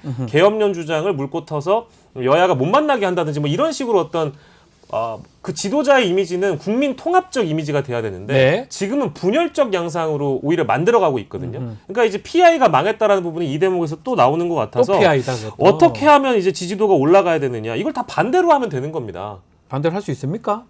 그거는 이제 잘 모르겠어요. 그래서 해야 되는데 해야 여기서 되는데. 딱 하나만 아까 네. 의료대란 관련해서 한 마디만 덧붙이자면 네. 의료대란도 마찬가지예요. 왜 문제가 없다고 인식을 하고 있느냐. 그때 국정브리핑 할 때 기자가 물어봤지 않습니까? 이 응급실과 관련된 여러 가지 어려운 상황들이 있는데 어떻게 보고 있고 어떻게 할 거냐에 대해서 질문을 했는데 윤석열 대통령 답변을 잘 보시면은 네. 지금 그 질문은 지금 이런 의대 정원을 증원하는 것에 반대하는 쪽 말씀을 하시는 것 같은데 그렇죠, 맞아요. 라는 전제를 걸고 지금 현장 가보시면 상황 다르다라는 말씀하시는 거잖아요. 네. 즉 지금 상황이 어렵습니다라든지 이런 얘기하는 어떤 조언이나 충언을 들으면 그것을 정말 그래? 그러면 한번 내 생각을 바꿔봐야겠는데라고 생각하는 게 아니라 이것도 반대하는 녀석들이 반대 세력이 그렇죠. 또, 반대하는 녀석들이 또 얘기하는구나. 어허. 또 이 녀석들 혼내줘야 되겠구나. 어허. 지금 이런 스타일로 비춰지는 거거든요. 그러네요. 근데 이게 다른 여타의 여의도 정치뿐만이 아니라 의료 문제까지 이러면 국민들은 실제로 지금 병원을 못 가고 있는데 저도 8월 달에 병원을 가려고 그랬는데 11월 달에 오랍니다, 지금. 저도 그래요. 그러니까 이런 식인데. 둘 다 그렇게 아파요. 그러니까 말이야. 예. 삶이 힘들. 예. 육체와 정신이 다 힘든데. 주위에 진짜 많아요, 이런 분들이. 예. 그러니까요. 육체도 힘들고 정신도 힘든데 아무튼 그런 상황인데 이런 얘기를 들으면 국민들이 어떻게 생각하겠습니까? 그러니까요. 그러니까 스타일을 바꾸는 것부터 시작을 해야 되는데 이걸 못 바꾸면 제가 볼 때 이 정권 앞으로 상당히 어렵다. 쉽지 않다. 아니, 그리고 예. 제가 아까 PI 얘기를 했습니다만 대통령이 한 입으로 지금 두 말 하시고 어제는 맞고 오늘은 틀리고 어제는 틀리고 오늘은 맞고 이런 행보 많이 보인다고 했잖아요. 특히 뭐 대통령이 A라고 얘기했는데 참모들이 B라고 얘기하거나 내각에서 C라고 얘기하거나 이런 방식이 많아요. 근데 어제 같은 경우 경우만 하더라도 대통령이 아산병원을 방문을 했다고 합니다. 네. 그러죠? 그리고 이제 응급실을 방문한 사람이 순서대로 한동훈, 이재명 대통령이 된 건데 네. 저는 이거를 대통령실에서 지난주부터 예고했던 스케줄이고 원래 이제 그 가려고 했던 방문이었다라고 얘기하지만 그건 잘 이제 제가 믿기는 좀 어려울 것 같고요. 다만 지금 타이밍에서 보면 대통령이 지금 판단했던 의료 현장에 대한 인식을 국민으로부터 따가운 눈총을 받고 비판을 받고 심지어 조선일보나 중앙일보 이런 일간지들이 지금 한탄 수준의 얘기를 하고 있다 난리가 보니까 났습니다. 어쩔 수 없이 방문했다고 저는 생각을 하고 있는데 네. 지금 저희가 지지도의 위기를 다루고 있잖아요. 네. 예전에 제가 이거 일간 조사인데 일간 조사가 18, 19%로 떨어졌던 조사도 있었던 걸 제가 네, 기억을 하거든요. 맞습니다. 근데 그때 굉장한 위기였습니다. 학제 개편 관련해 가지고였던 걸로 좀 기억을 하는데 그 시기에 대통령이 서문시장을 가거나 영남 쪽의 행보를 보이면 또 지지도가 뛰어요. 살짝. 예. 그러니까 어쨌든 지지층 결집이 일어나는 거죠. 이번에도 자신의 어떤 말과 행동을 뒤집으면서까지 병원을 또 뒤늦게 방문한 것은 지지도의 위기라는 혹시나. 판단 때문에 간 거 아니냐라는 생각을 하게끔 만듭니다. 그러니까 이런 것도 잘못됐다는 거예요. 결국 지지도 안 본다고 하는데 정말 유심히 보고 있는 거 아니냐 그 말씀을 하신 것 같습니다. 자, 두 번째 조사가 금투세 관련된 금융투자 소득세 이 얘기인데 이 금투세 같은 경우는 국내에서 뭐 금융상품 이익을 얻으면 5천만 원 넘으면 20%, 25% 가사하겠다 이런 내용인데 요거 관련돼서도 의견을 물어봤습니다. 박영신 에디터 어떤 예. 결과가 나왔습니까? 예. 시행해야 된다 나왔습니까? 네. 그리고 제가 방금 전에 말씀드린 병원이 잘못됐나 보네요. 의정부입니다. 의정부죠? 예, 제가 아산병원이 아니고 네, 제가 의정부 병원. 정정해 드린다는 걸 제가 예. 의정부 같습니다. 지금 어떤 예. 분이 지적해 주셔서 감사드리고요. 네. 금투세와 관련된 질문을 이제 이렇게 해봤습니다. 시행을 해야 되냐, 시행하지 말아야 되냐, 모르겠냐, 이제 요 세 가지로 일단 이제 구분해서 볼 수가 있겠는데요. 일단 시행해야 한다는 39%, 시행하지 말아야 된다가 2%더 높습니다. 41%고요. 모르겠다가 이제 20%로 나와 있는데 이 금투세와 관련해서는 지금 민주당 지지층 안에서도 의견이 좀 많이 갈리고 있는 상황이어서 네. 시행하지 말아야 된다와 시행해야 한다라는 이 결론 자체가 사실상 딱 붙어 있는 것으로 보이고요. 2% 차이입니다만 금투세에 대해서도 일단 모르겠다라는 응답도 20% 나왔다는 말씀 드리겠습니다. 자, 민주당이 이제 관련해서 당론 모으기위해서 총리 모으기위해서 뭐 토론회도 한다고 하는데 어떻게 결론이 날까요? 이게 국민의힘은 뭐 학관 같습니다. 금투 사지 말자고 지금 계속 얘기하는 것 같고요. 민주당 계속 이렇게 논란이 되는 것 같습니다. 근데 물론 뭐 얘기를 끝까지 해봐야 알겠지만 네. 가닥을 잡는 거는 어쨌든지 간에 예를 들면 폐지나 이런 쪽은 아닌 거지 않습니까? 네. 지금 상황은 폐지가 아니라 완화나 또는 뭐 유예나 뭐 이런 완화. 식으로 예. 얘기를 하는 거 1억 같은데 이상 뭐 그렇죠. 부과하겠다. 근데 아마 완화 정도로 가닥을 잡는 것 같아요. 왜냐하면 금투세를 완전히 뭐 도입을 안 하기로 하는 거는 이제 무리인 것 같고 왜냐하면 애초에 거래세 체제에서 지금 금투세 체제로 넘어가는 과정으로 이제 상정을 했던 거고 그렇죠. 이것은 충분히 어쨌든 뭐 여러 가지 제도 자체에 대해서는 여러 가지 논란이 있습니다만 도입하기로 한 거고 도입 중인 과정인 거지 않습니까? 네. 거래세는 계속 줄여가지고 2025년 되면은 없어지는 거 아니에요? 사실상 거래세는 없어지는 것이 진행 중인 것이기 때문에 지금 상황에서 그러면은 금투세를 예를 들면은 도입하는 것을 폐지하고 정부 주장대로 이 여당과 정부 주장대로 폐지하더라도 그러면 거래세를 되살리자는 거냐? 정부랑 여당은 그거에 대해서는 얘기는 안 하거든요. 지금 그런 것들을 보면은 폐지 주장 자체가 어느 정도의 진정성이 있는지 사실은 모르겠습니다. 그렇기 때문에 지금 국회 다수를 점하고 있어서 법적인 거에 대해서 책임을 져야 되는 지금 민주당 입장에서는 폐지를 이제 이 폐지로 입장을 정하기는 어려운 것이고 그렇죠. 폐지할 수는 없을 것 같아요. 그렇죠. 유예하거나 조금 완화시키거나 그런 등의 논의가 있어야 되겠다. 그리고 2025년에 거래세가 이제 세율이 조정이 되는 그런 그렇죠. 과정이라는 걸 고려하면 결국은 기준을 완화하거나 이런 식으로 결론이 나지 않을까라고 예상하고 있습니다. 자, 그리고 정당별 지지율도 좀 살펴봤는데요. 요거는 박영시 에디터가 좀 소개 좀 해주십시오. 어떤 정당을 지지하는지 요거는 갤럽 조사입니다. 네, 갤럽 조사로 토마토 조사랑 조금 차이는 있습니다. 네, 정당별 지지도를 만나보도록 하겠습니다. 정당별 지지도는 더불어민주당이 31%고요. 국민의힘이 30%입니다. 좀 딱 붙어 있긴 한데 1%포인트 차이이고요.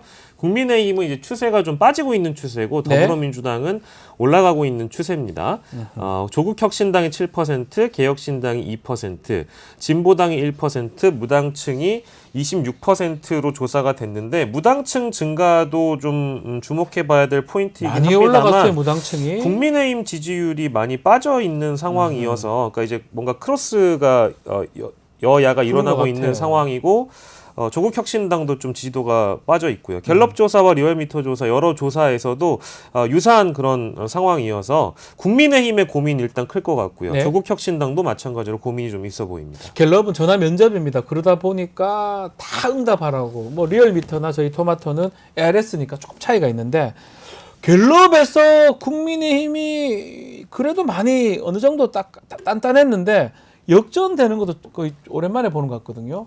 붙어 있는데 민주당이 하여튼 1% 앞서는 거고 무당층 4% 늘어났고 어떻게 보고 계십니까? 일단 지금까지 이제 지지율에 이제 오르락내리락하는 상황을 보면은 네.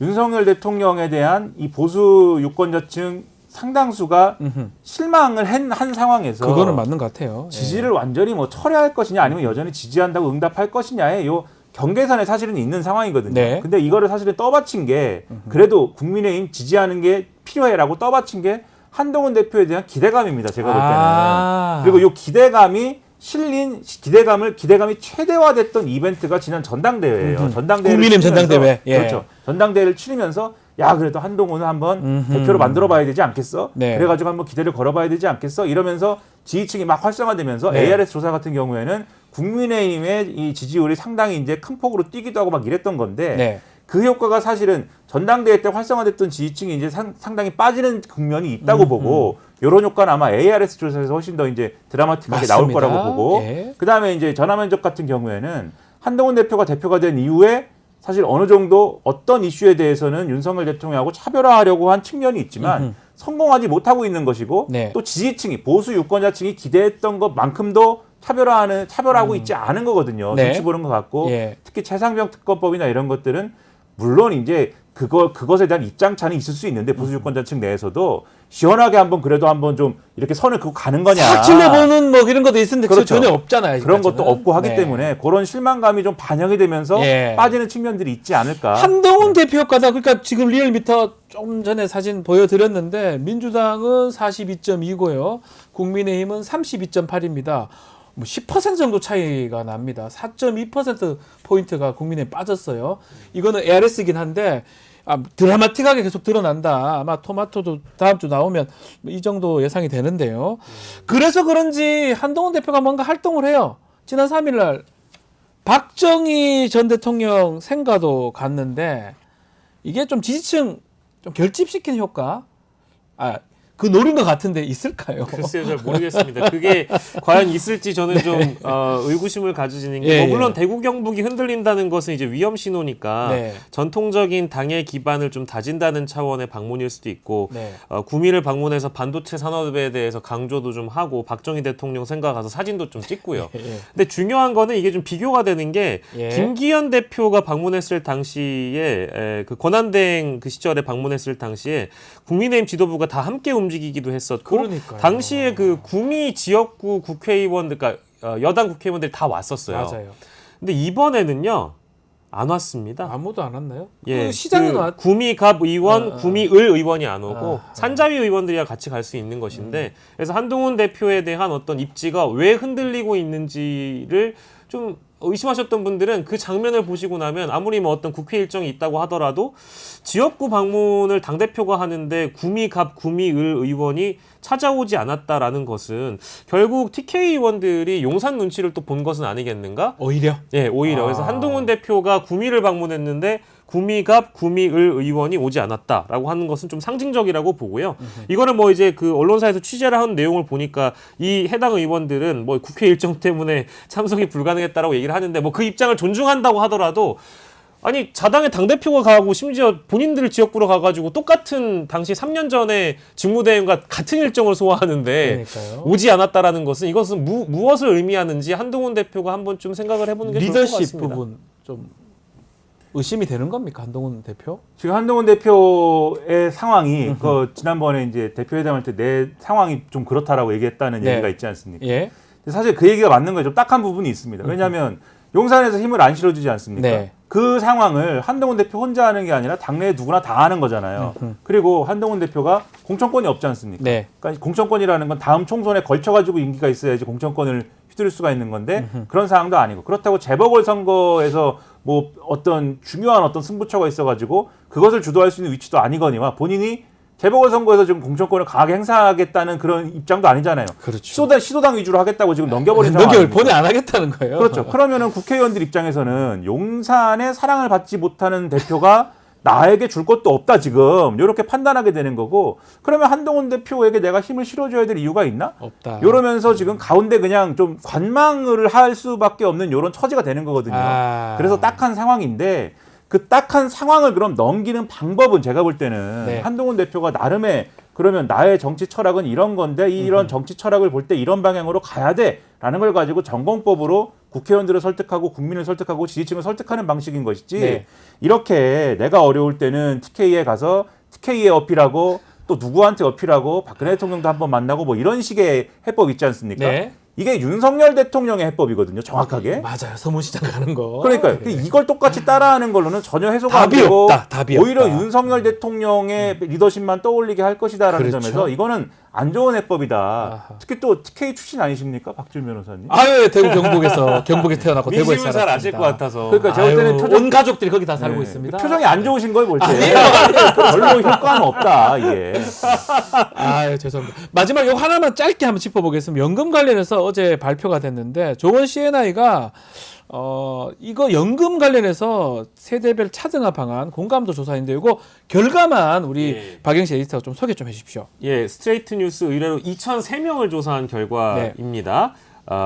이 국민연금 개편안 공감하지 않는다가 57.4%고요. 공감한다가 35.1%, 모르겠다가 7.5%인데 공감하지 않는다라는 비율이 높아 보이는 이유는 아무래도 이 국민연금 개혁안과 관련해서 이 세대의 인상률을 좀 세대별 인상률을 좀 차등화시켰다라는 부분이 네. 세대 갈라치기다라는 그런 평가를 받고 있는 대목이 있는 것이고 그리고 더불어서 마찬가지로 21대 국회에서 여야가 합의한 안을 걷어차고 나서 지금 이 시기에 이걸 내놓으니까 오히려 더 분란과 논란을 가중시키는 해법 아니냐라는 그런 평가들이 많다 보니까 반응이 생각보다 썩 좋지 않은 것 같아요. 그 어제 연금안 나왔는데 이게 정확하게 더 공개가 되면 요 여론조사보다 더 어떤 차이가 날 가능성도 있으니까 그건 지켜보기로 하고요.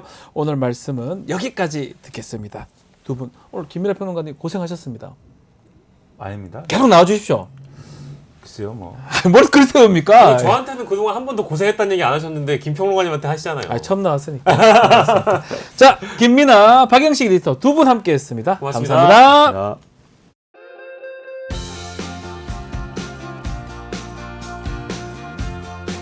정치 이슈를 씹고 뜯고 맛보고 즐기는 영식당의 여러분을 초대하겠습니다. 오늘도 영식당의 공동대표 두 분, 박영식 정치시사 에디터, 이상민 PD 오셨습니다. 안녕하십니까? 네, 안녕하세요. 이상민 PD 네. 이쁩니다. 감사합니다. 네. 일부러 그렇게 하시는 겁니까? 그러면 뭐 고의로 하지. 예. 저는 예쁘지 이런 않습니까? 말씀을 예. 좀 드리기에 조금 죄송할 수도 있는데 네. 점점점 대통령 닮아간다는 느낌. 아니, 머리를 좀 잘. 아니 근데 그 기존 이미지가 다른 가르마도 안 타는데요. 아니, 이미지가 네. 이미지가 좀 대통령을 닮았다는 얘기를 들어서 예. 가르마를 안 타는 머리를 했는데 대통령을 더 닮았다는 얘기를 들으면 혹시 네. 뭐 불쾌하신 건 아니잖아요. 기분 나쁜 건 아니죠. 고소하겠습니다. 고소하지 마십시오. 농담입니다. 뭐 그런 생각이 많이 들어서 갑자기 이 말을 너무 잘 되는 것 같습니다. 자, 이 얘기 먼저 다뤄보겠습니다. 드디어 만나긴 만났습니다. 11년 만에 여야 대표회담 성사가 됐는데 그렇지만 뭔가 성과는 별로 없었다 이런 네. 얘기가 좀 또 아쉬움이 좀 더 많은 것 같습니다. 일단 네. 평가 한번 내려주십시오. 그 아쉬움과 기대감이 교차했다라는 반응이 언론 대다수인 것 같고요. 네. 여당 같은 이재명, 야당 같은 한동훈 뭐 이제 이런 제목도 보입니다. 그렇죠. 일단은 뭐 대다수가 만난 것 자체가 성과인 거는 동의를 하는 것 같고요. 어제 시작부터 일단 기싸움이 굉장히 팽팽했고 실무회담에서도 의견 차이가 있었는데 이게 좀 어느 정도 합의를 한 다음에 여야 실제 회담에서는 의견 차이를 얼마나 드러내지라는 것이 또 관건이었는데 그렇죠. 모두 발언에서부터 굉장한 어떤 기싸움이 좀 팽팽했던 것 같고요. 다만 두 대표 간의 어떤 신뢰 회복 이런 차원에서는 그 모두 발언에서도 상대방을 좀 띄워주면서 아하. 상대방이 했던 언급도 메모를 해와서 네. 실제 그 모두 발언문에 담아와서 이렇게 말씀하신 부분에서 나도 동의를 한다. 차이를 만들어가는 것이 아니라 접점을 찾아가고 협의해서 합의로 이뤄갔으면 좋겠다. 이제 이런 대목들은 높은 점수를 대부분 뭐 전문가들 포함해서 정치권에서도 언론에서 주는 것 같고요. 다만 뭐 이제 앞서서 잠깐 나왔습니다만 이게 국민을 위해 민생을 위해 회담을 하는 자리면 그렇죠.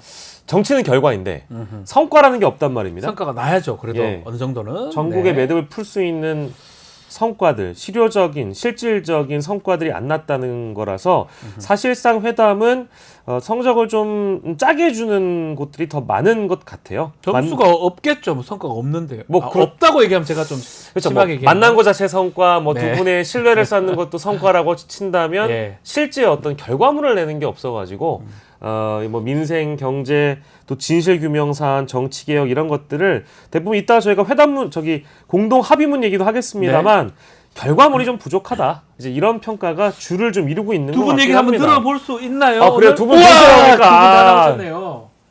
안녕하십니까? 안녕하십니까? 한동훈입니다.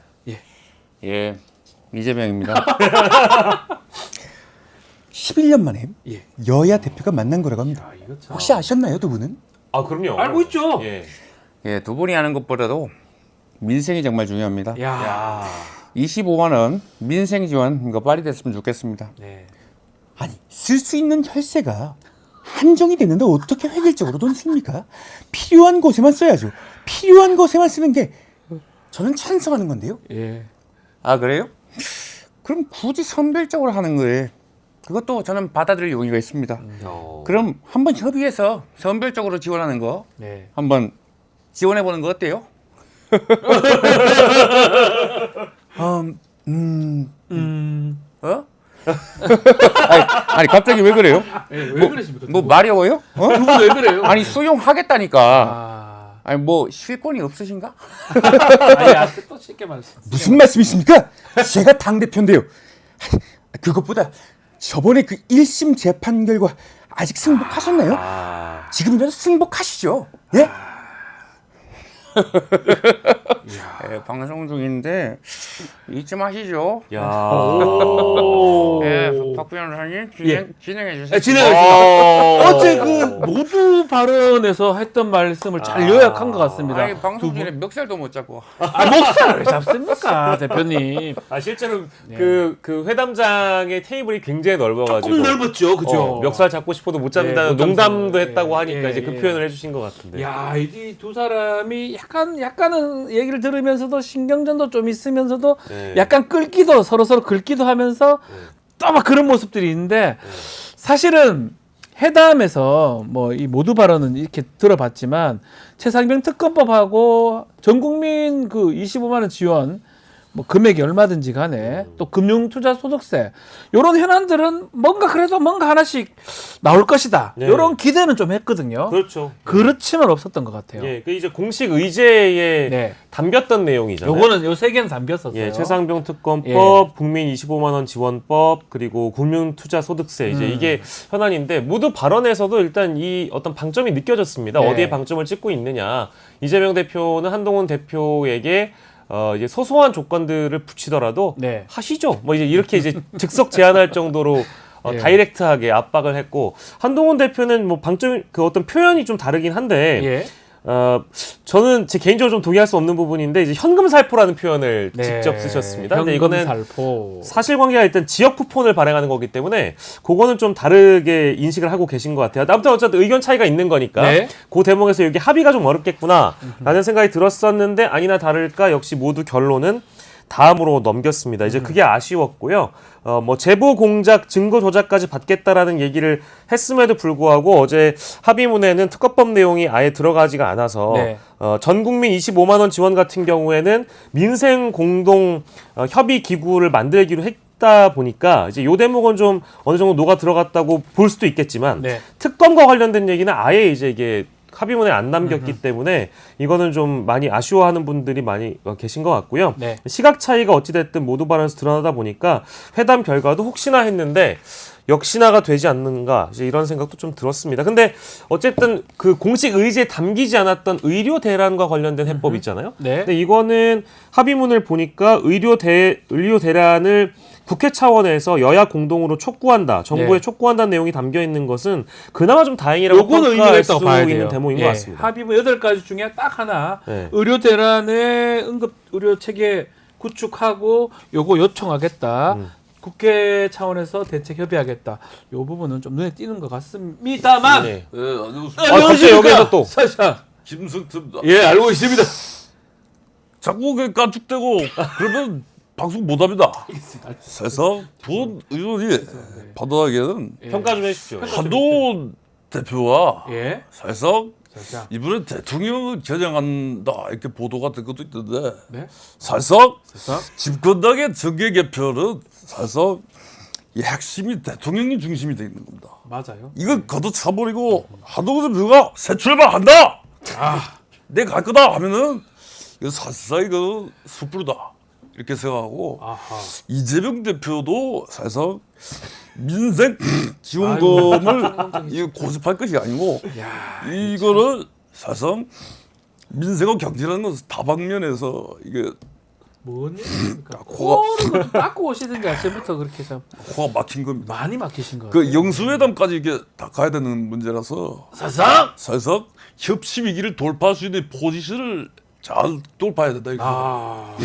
예, 코좀 푸시면 더 좋을 것 같아요. 환절기입니다. 환절기가 아, 좀 환절기여가지고 지난주보다 조심하십시오. 코가 더 이제 많이 먹히신 많이 것 조심하십시오. 같아요. 아니 근데 저 친구는 누굽니까? 박영식. 박영식입니다. 예. 감기 조심하세요. 반필인 광고 안 들어옵니까? 반필인. 자, 그거 한번 짚어보죠. 우리 김성태 전 대표 오셨지만, 저는 오셨지만, 독대가 있었습니다. 끝나고 한 40분간. 예. 요거는 좀 긍정적 신호로 봐야 될 것 같아요. 이 독대 이런 게 더 중요해요. 두 사람이 밖에 이제 언론에 생중계 같은 거 안 하고 네. 독대를 하면서 뭔가 합의를 할 수도 있고 앞으로 방향을 정할 수 있는데 혹시 독대에서 좀 거론된 얘기가 있을까요? 박영식 에디터? 그러니까 언론 종합을 해보니까 네. 오늘 조간까지 나온 내용이 다 포함되면 실제 이 두 사람이 독대에서 어느 정도 얘기를 했는지는 네. 정확하게 취재는 어려운 것 같아요. 근데 다만 이제 여야 대표 회담 정례화를 한동훈 대표가 실제 모두 발언에서 언급을 그렇죠. 했었고요.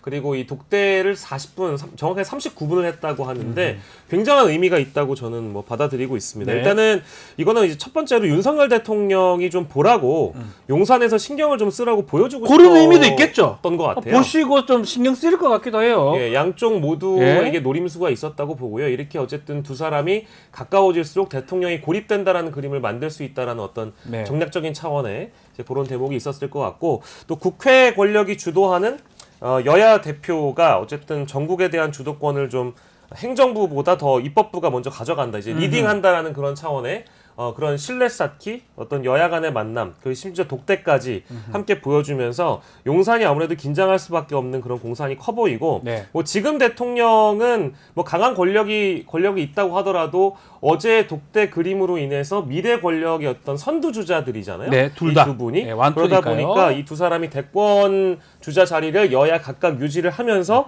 적대적 공생 관계로 나아간다고 하더라도 네. 대통령의 어떤 레임덕을 이끌어낼 수 있다라는 그림 때문에 그런 이제 노림수 때문에 아마 용산에서 또 대통령께서 많이 긴장하시지 않을까 이제 그런 생각이 좀 들고 네. 두 번째는 일단 이재명 대표와 한동훈 대표 간의 독대로 인해서 대표 간에 없던 신뢰가 쌓였다라는 대목도 우리가 좀 높이 평가해 볼 필요가 없던 신뢰를 있겠습니다. 쌓았다. 왜냐하면 이게 그 1시간 반을 그 회담 3+3을 회담을 계획했다가 네. 독대는 예정이 없었다고 없었어요. 하거든요. 진짜로. 그래서 네. 실제 그 현장에 있던 취재진들도 많이 놀랐고 그 속보로 타전이 되기도 했었습니다. 어느 정도 또 독대를 하느냐도 매우 중요해 보였는데 이게 한 30분을 넘어가니까 상당히 길게 한다. 그렇죠. 도대체 40분 했거든요. 도대체 어떤 얘기를 네. 하는 것이냐라는 예. 말씀들이 많이 나와서 결과적으로는 이제 언론에서 나왔던 얘기는 여야 대표 회담을 정례화한다. 그러면 언제 어느 시기에 어느 정도로 하느냐 이제 이 대목이잖아요.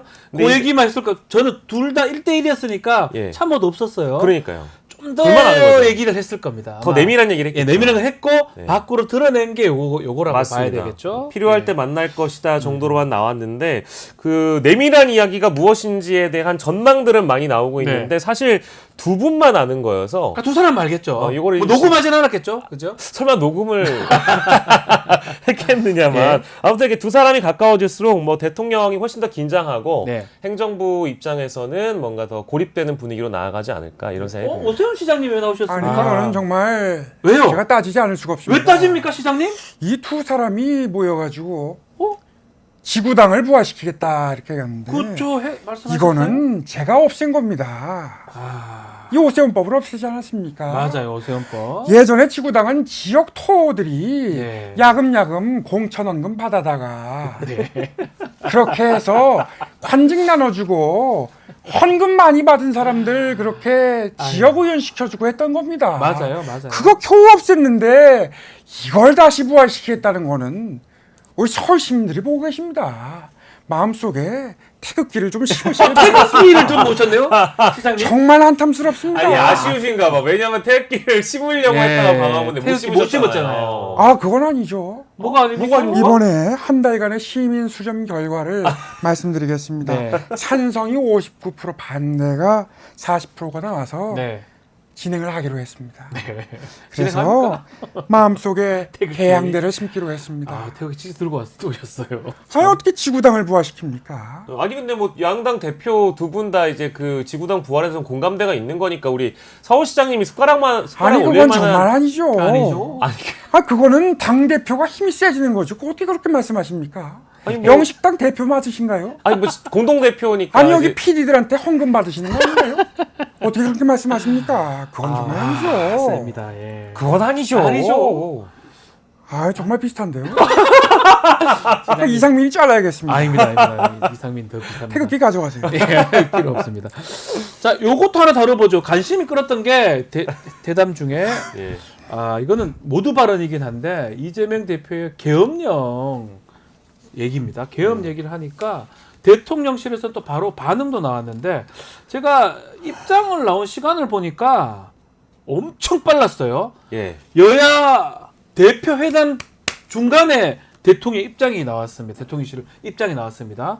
이렇게 빨리 반응한 이유, 이 배경은 뭘까요? 아 이건 굉장히 좀 이례적이라고 그러니까요. 저도 굉장히 놀랐는데 회담 중에 나왔다니까요. 회담 들어간 지 시간이 좀 많이 흘렀었던 상황이긴 한데요. 네. 그렇다고 하더라도 이게 한 1시간 정도 흘렀을 때쯤에 나왔으니까 끝나고 할 것도 같은데 바로 그러니까 해버렸어 중간에. 이게 엄밀히 국회에서는 지금 회담이 이루어지고 있고 예. 지금 정치의 시간이 작동하고 있는 상황에서 계엄령 자체를 언급한 게 어이가 없다라는 식의 네. 그런 속보 타전이잖아요. 네. 이거는 뭐 이제 대통령실에서 통신사나 보도 채널 쪽으로 어쨌든 이 소식을 뿌렸기 때문에 이 내용이 등장한 거 아니겠습니까? 그렇죠. 그래서 저는 그 여야 접견 상황을 뻔히 대통령실도 알 텐데 언론을 통해서 속보를 치는 건 이건 이례적인 걸 넘어서 좀 예의가 없는 거 아닐까라는 생각이 좀 들었습니다. 그러니까 이제 국회 무시가 좀 저변에 깔려 있었다라는 거는 뭐 많은 분들이 이미 알고 계실 텐데 네. 이거는 여야 회담하고 있는 대표 모두 보란 듯이 이 속보가 나왔다는 중에 건 이걸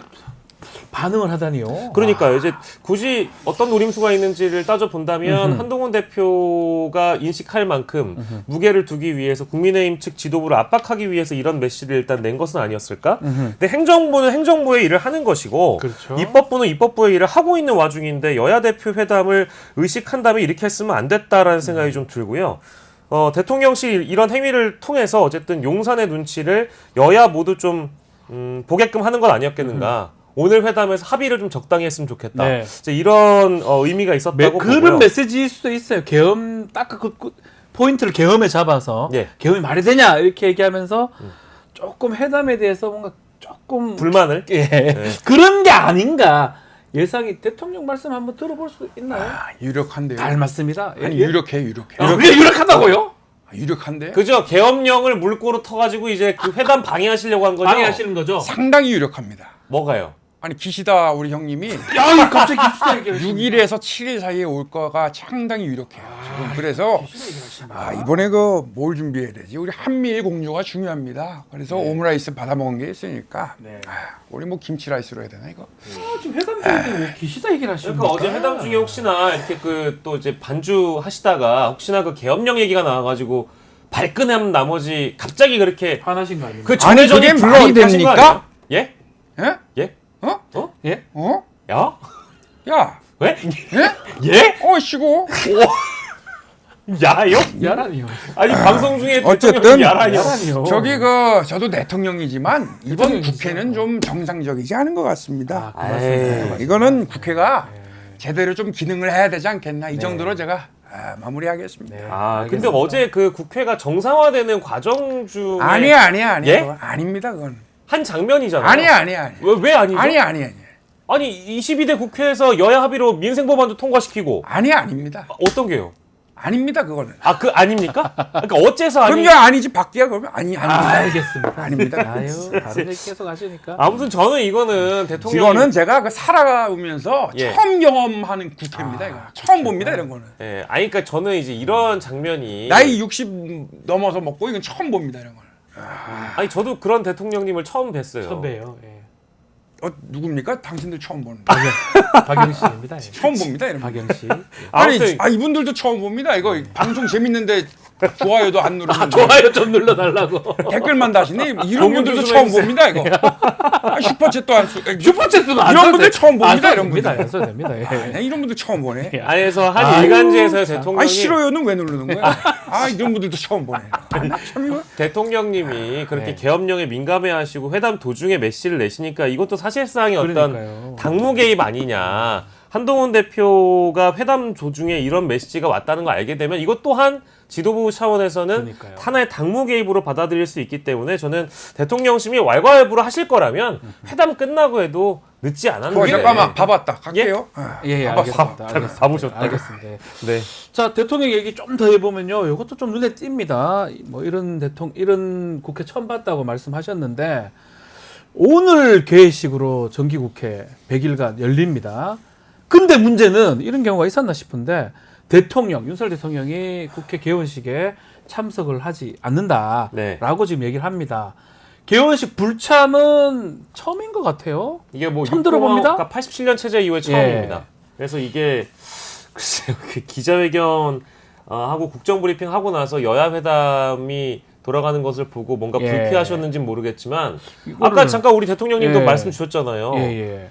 국회가 정상이 아니라고 하시는데 예. 22대 국회 열리고 나서 지금 국회 가동이 됐고 최근에 본회의에서는 여야 합의로 인해서 민생 법안도 통과를 했고요. 그러니까요. 지금 여야 대표가 오랜만에 만나서 11년 만에 회담을 했는데도 불구하고 이것이 정상이 아니라면 국회가 정상이라고 볼 수 있는 건가? 라는 그 대목에서 좀 의구심이 있고요. 네. 뭐 대통령실 관계자 워딩을 보니까 불참 이유가 뭡니까? 피켓 시위를 하고 망신 주기를 하겠다고 의심할 수밖에 없다? 근데 그 정도는 감내해야 되는 거 아닙니까? 당연하죠. 정치라면. 당연하죠. 이거 정도는 감내할 어떤 마음을 가지고 오셨어야 될 텐데 공사에 대한 구분이 좀 전 안 돼 있는 거 아니 아닌가? 그 기분 나쁘다고 안 가면 그게 됩니까? 지금 왜냐하면 한 번도 안 간 적이 없는 거예요. 지난번에도 국회 열렸을 때 22대 열렸을 때 그때도 안 가셨는데 예. 지금까지 안 가게 된다 그러고 오늘 가야 했는데 하루 전날에 안 간다 불참 통보를 해버렸어요. 그러니까 이건 이제 명분 자체가 너무 좀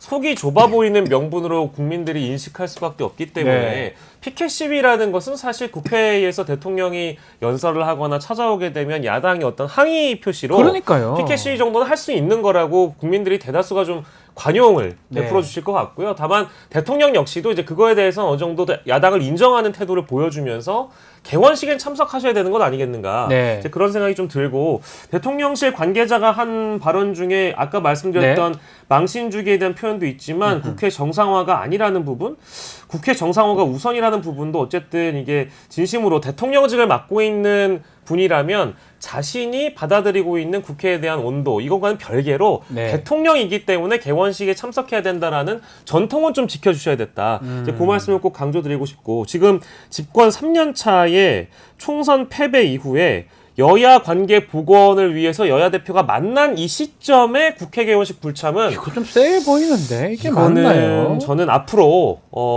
대통령께서 국회를 어떻게 또 인식하실 거에 대한 그 예고를 보여준 거라고 저는 생각을 하고요. 네. 국회에 대해 좀 달라진 태도를 좀 기대했는데 이 정도의 태도라면 앞으로 바뀔 게 또 없겠다라는 생각이 좀 들어서 좀 불안하고 네. 우려스럽습니다. 김문수가 왜요 여기? 대통령 얘기 그만하고 예.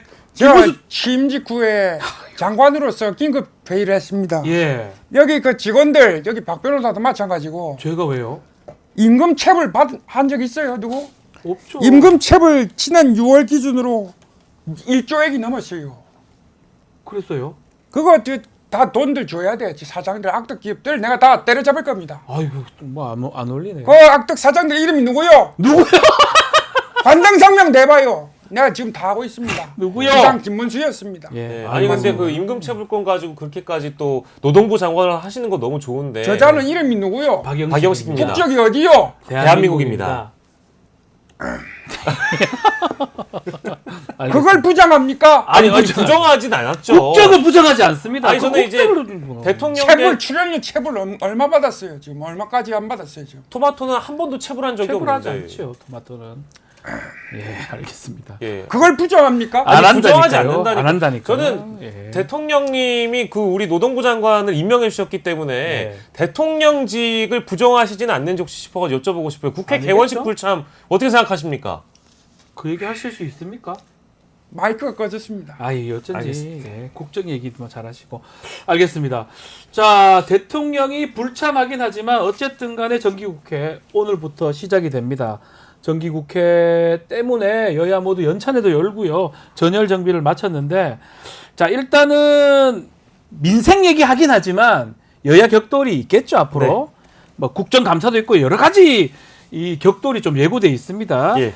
어떤 것들이 좀 눈에 띌까요? 그러니까 이제 일정상으로는 예. 지금 교섭단체 대표 연설도 있고 그렇죠. 대정부 질문도 있으니까 당연히 대격돌이고요. 아 26일에 이제 본회의 여는데 거기에서 이슈별로 보면은 해병대원 특검법 여야 대표가 합의하지 못한 이 지금 최해병 특검법 다시 올라올 거고요. 네. 말씀해주신 국정조사 그리고 뭐 상임위별로 청문회 전체회의 계속될 거라서 뭐 국회에서 벌어질 여야 간의 격돌은 이전보다 더 극심해질 수도 있겠습니다. 뭐 네. 특히 대통령이 주문한 연금개혁특위 같은 거는 좀 팽팽하게 맞설 것 같고요. 그리고 지금 민생 입법 같은 거는 여야 모두가 강조하고 있습니다만 방점이 좀 다릅니다. 네. 여당 같은 경우에는 선동과 괴담을 일삼는 야당에 대해서 맞서 싸우겠다. 그래서 대통령이 주문한 4대 개혁 관철시키겠다는 입장이고요. 뭐 야당은 당연히 대통령의 태도가 변화가 없기 때문에 거부권이 행사된 어떤 각종 법안에 대해서 다시 발의하고 다시 본회의에 상정해서 국민들에게 어떤 평가를 받겠다라고 지금 말씀하고 있고 제일 지금 제가 눈에 띄는 것은 나머지 그 21대 국회 이후에도 해결되지 못했던 여러 법안들이 있거든요. 법안들 많아요. 방송사법, 이거 노란봉투법 다 거부권 행사했던 다 그런 법안이잖아요. 법안들입니다. 그렇기 때문에 요거에 대한 갈등도 있지만 바로 그 본회의 끝나고 나서 국정감사가 네, 또 있어가지고요. 국정감사 바로 합니다. 국회가 매우 바쁘게 돌아갈 것 같습니다. 국회 시즌에 이제 100일간 그러니까 네. 연말까지 국회가 쫙 돌아간다고 그렇게 생각하시면 될 것 같습니다. 그래요. 뭐 또 거부권 행사했던 법안들이 앞으로 어떻게 될지 좀 지켜보도록 근데 하겠습니다. 이제 정기국회 전에 그 여야가 좀 성과를 내서 네. 회담에 성과를 냈다고 한다면 본회의 과정이 좀 수월할 수도 있을 텐데 그러니까요. 왜냐하면 한동훈 대표도 어제 모두 발언에서 얘기하기를 법안을 발의하고 야당 주도로 통과시키고 대통령이 거부하고 다시 자동 폐기되면서 재발이 되는 이제 이런 악순환의 고리를 누군가 끊어야 되지 않겠느냐고 얘기를 해놓고 나서도 어떠한 법안에 대한 성과도 없었기 때문에 이제 다시 도돌이표가 되는 거거든요. 그렇죠. 그런데 지금 이런 상황에서 대통령이 국회 개원식에도 오지 않고 결국에 이 갈등의 국면이 마무리가 되지 않고 다시 이제 돌아간다라는 것은 저는 이번 정기 국회에서도 여야 간의 격돌이 너무 극심해지진 않을까. 극심해질 것 그렇게 같다. 되면은 지금 두 분의 독대, 40분간의 독대도 좀 무의미해진다라는 무의미해진다. 결론을 나올 것 같아서 여러 측면에서 좀 아쉽습니다. 그 개원 때문에 독대도 한 것인데 예. 한번 봅시다. 예. 국회 시간입니다. 대통령은 참석하지 않으시고요. 자, 지금 정기국회 어떻게 진행될지 지켜봐야 될 것 같고요. 마지막으로 우리 하나 좀 다뤄봐야 될 게 김종민 의원입니다. 누구냐고요? 새로운 미래 김종민 의원. 탈당해버렸어요. 야, 새로운 미래가 원외정당이 돼버렸는데 일단은 김종민 의원 김종민 혹시 의원 나오셨습니까? 없죠? 어느 날 갑자기 슬픈 내게로 다가와 사랑만 주고서 당을 떠나가 버린 종민아 어디 갔습니까? 어떻게 나를 떠나갔습니까? 이야, 이거 참 묵직합니다. 묵직합니다. 어떡합니까, 이낙연 총리님? 아유, 참. 한 명 있었는데 이제 원외정당 돼버렸어요. 개빡칩니다. 예, 뭐라고요? 뭐라고요? 그러시면 안 됩니다. 아니, 빡친다고 대표님 개빡친다. 대표님. 좀 한숨이 지금 너무 묵직하게 아유. 들려와서. 아이고야. 스팀 오지게 봤습니다. 알겠습니다. 유일한 현역이었어요. 어쨌든 세종에서 정말 하늘이 내린 당선이었는데 예. 아유. 새로운 미래 한 명의 의원이 있었는데 원외 정당이 됐고요. 예. 탈당 이유는 뭡니까? 배경 설명하고 있습니까, 김종민 의원? 예, 탈당 이유는 네. 총선 이후에 재창당을 하려고 했는데 네. 의견도 모으지 못했고 기존의 틀과 관행을 벗어나지 못해서 네. 제3의 물결에 합류한 이후에 두드러진 이 새로운 미래가 두드러진 활동을 하지 못했다. 국민들의 선택을 받지 못했다는 뜻이고 이제 김종민 의원 본인에게는 이 새로운 미래에 합류했지만 그것이 이제 더 네. 괴로운 미래가 될지 모르는 새로운 미래가 또 괴로운 미래가 되는 괴로운 미래다. 예, 될지 모른다는 어떤 그런 불안감과 이거 참- 위기 의식이 있었던 것 같습니다. 그래서 지금 뭐 여러 가지 전망들이 나오고 있습니다만 민주당에 합류할 수 있는 그런 가능성은 좀 많이 낮게 이야기가 되고 있는 것 같고요. 원래 거기서 나왔기 때문에 또 복당도 1년인가 제한이 있을 겁니다, 아마. 예, 그렇고 실제 이 비명계의 구심점이 되기 위해서 이 제3당 창당에 일단 힘을 실었고 네. 그 이후에도 어쨌든 어떤 친명계로 복귀를 할 수는 없을 겁니다. 지금 분위기 뭐 민주당 기류상 어렵고 쉽지 않죠. 이거 이제 언론에서 어떻게 해석하냐면 김경수 전 경남도지사의 국내 복귀 이후에 정치가 정계 개편 만약 움직임이 있다고 한다면 조국 혁신당과 손을 잡지 않겠는가? 네. 이제 이런 가능성들은 나오고 있습니다만 그것도 아직은 좀 너무 먼 얘기여서 멀죠. 이제 그 정도의 전망만 나오고 있고 지금 당장은 이제 무소속 활동을 이어갈 거라는 그 이야기만 나오고 있어서요. 김종민 의원의 새로운 정치에 대한 도전이 앞으로 어떻게 될지 좀 귀추가 주목되긴 합니다만. 김종민 의원 얘기 중에 뭐 재창당 논의도 했지만 의견이 조율되지 않는다. 이건 지금 나왔던 이낙연 전 총리하고 의견 차가 꽤 있었나 봅니다. 네, 그랬던 것 같습니다. 아무래도 이제 이낙연 전 총리 같은 경우에는 최근에 민주당의 비명계 의원들에게 네. 정계 은퇴 요구를 받았다라는 예. 이야기도 있었지만 그것을 일축하면서 아니 사단법인 걔들이 뭔데 나보고 은퇴하라고 합니까? 아니요, 정치를 하고 있는 겁니까, 안 하고 있는 겁니까? 아니 저그들이 그만둘 거면 그만두지.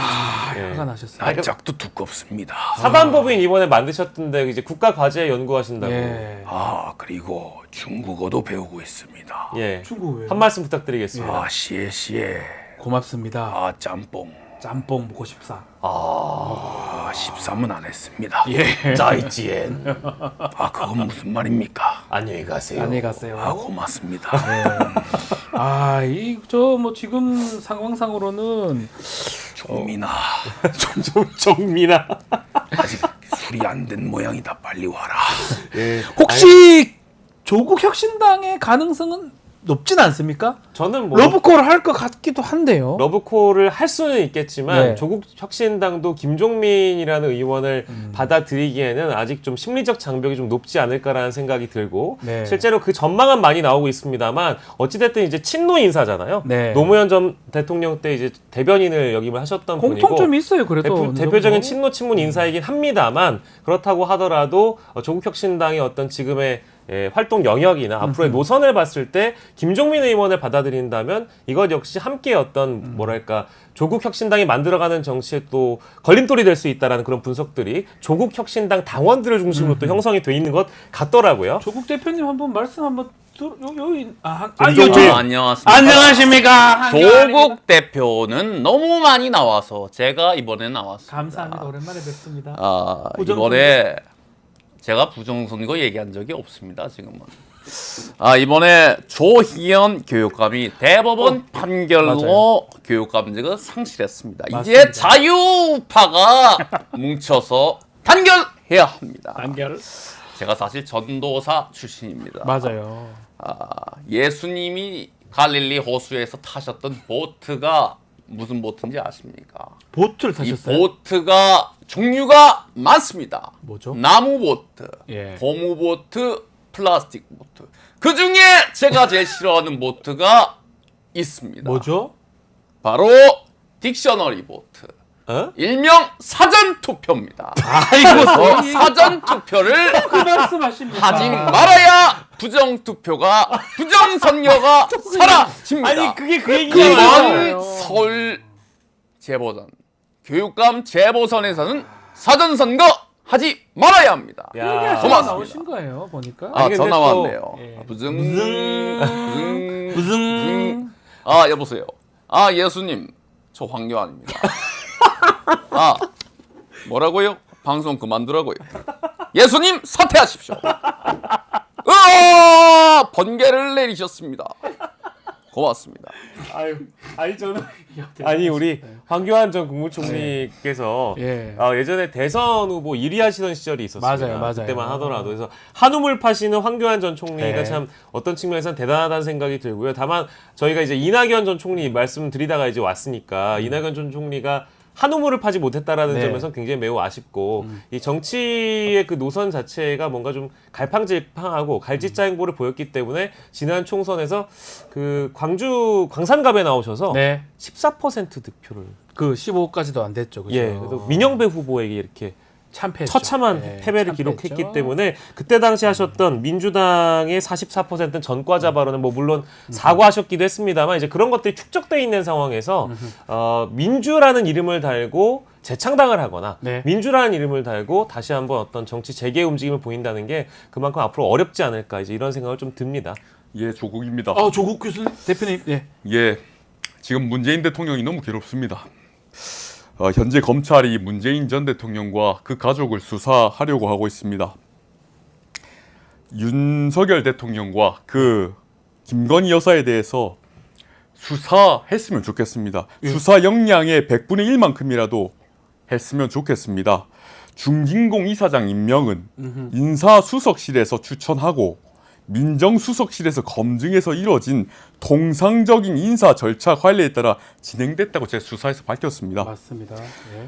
이게 최근 윤석열 대통령과 김건희 여사에 대한 각종 혐의가 터져 나오고 국민의 공분이 일어나니까 이런 걸 걷어내기 위해서 문재인 전 대통령도 이렇게 건드는 게 아닌가 생각이 듭니다. 네. 알겠습니다. 저는 재미가 없습니까? 재미있는 내용이 아니라서. 예. 예. 아니 뭐 이거 이번에- 섭섭합니다. 예. 이승만의 길을 가기 이거 위해서 섭섭하라고 뭔 박지훈이 진행 독재, 박지훈 진행 종식을 제가 반드시 이루겠습니다. 그러십니까? 화장실은 다녀오셨죠? 다녀오셨죠? 저자는 누굽니까? 박영식이요. 예. 마무리를 좀 해야 될 것 같습니다. 대표님. 고맙습니다. 네.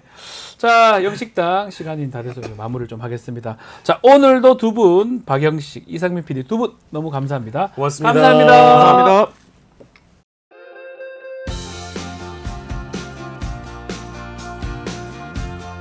자, 최근에 계엄 얘기가 계속 나오고 있습니다. 현 변호사님. 네. 아니, 국민의힘에서는 와 자꾸 근거도 없이 민주당이 계엄 얘기하냐, 이거 선동하는 거 아니냐, 이런 지적을 하고 있거든요. 어떻게 봐야 됩니까? 제가 이 기시감이 있어요. 네. 17년 2월에 추미애 대표 때 제가 이제 상급 부대변을 했기 때문에 네. 그때도 사실은 추미애 대표가 이 계엄 뭐 준비하고 있다 얘기했을 때 맞습니다. 엄청나게 보수당 난리 반발이 났었어요. 난리 났을 때 예, 예. 그때 똑같았어요. 근거가 있냐.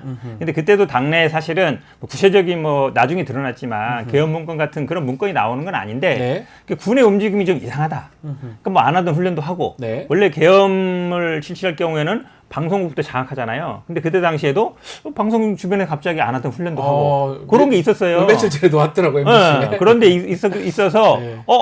이거 좀 이상하대? 그런 얘기 나오면서 제기했던 거거든요. 네. 근데 저희들이 조금 의심 가는 거 이런 거예요. 물론 이제 윤석열 대통령이 뭐 반국가 세력이 암약하고 있다. 네. 맞서 싸워야 된다. 막 이러니까 뭔 소리야 갑자기 뜬금없다 이렇게 생각했는데 이 계엄 문제를 제기했을 때 대통령실은 뭐라고 얘기했냐면 나치 스탈린 전체주의 선동 정치다. 네. 나치 스탈린. 예.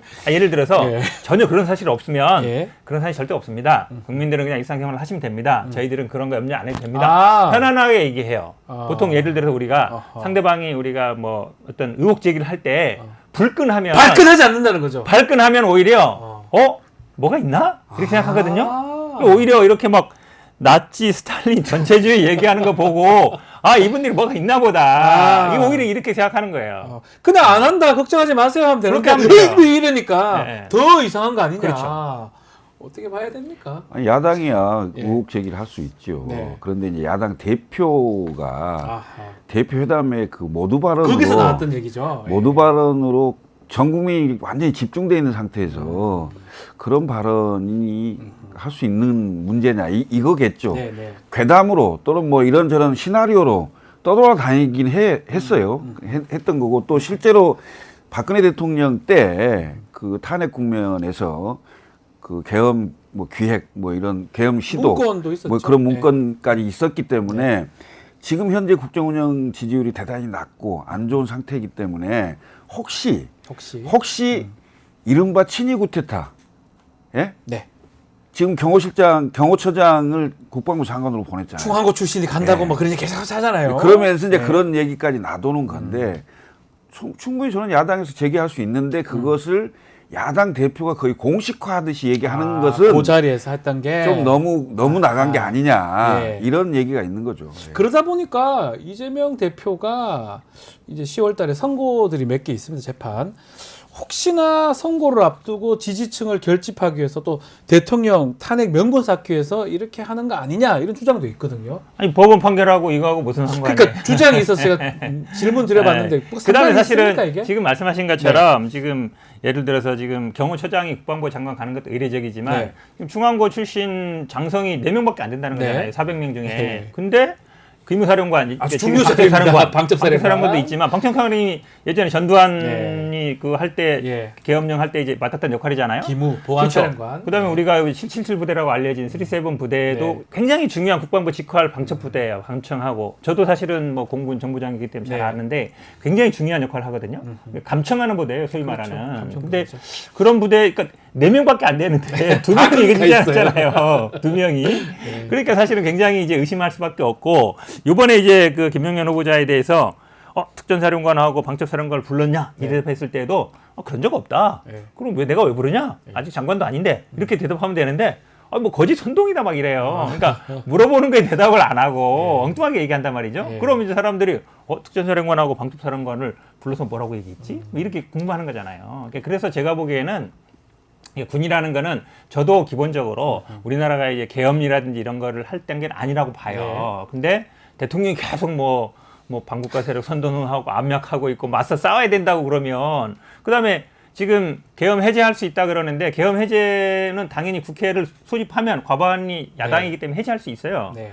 근데 지금 그 박근혜 정부 때 문건에도 보면 소집을 못 하겠대. 국회의원들을 체포해버리는 거예요. 체포해버린다. 그 문건에도 그런 내용이 있잖아요. 있었잖아요. 그 사실은 박정희 때도 마찬가지고 네. 이런 거에 대해서는 오히려 그러니까 막 뭐 괴벨스식 이렇게 얘기할 게 아니라 그런 걱정 없다. 우리 군은 어쨌든 국방의 힘을 충실할 거다. 이렇게 이제 가는 게 하면 되는 것이지 이걸 자꾸 뭐 거짓 선동. 사실은 그렇게 똑같으면 그럼 반국가 세력이라든지 뭐 압력하고 있다든지 뭐 증거가 있어요?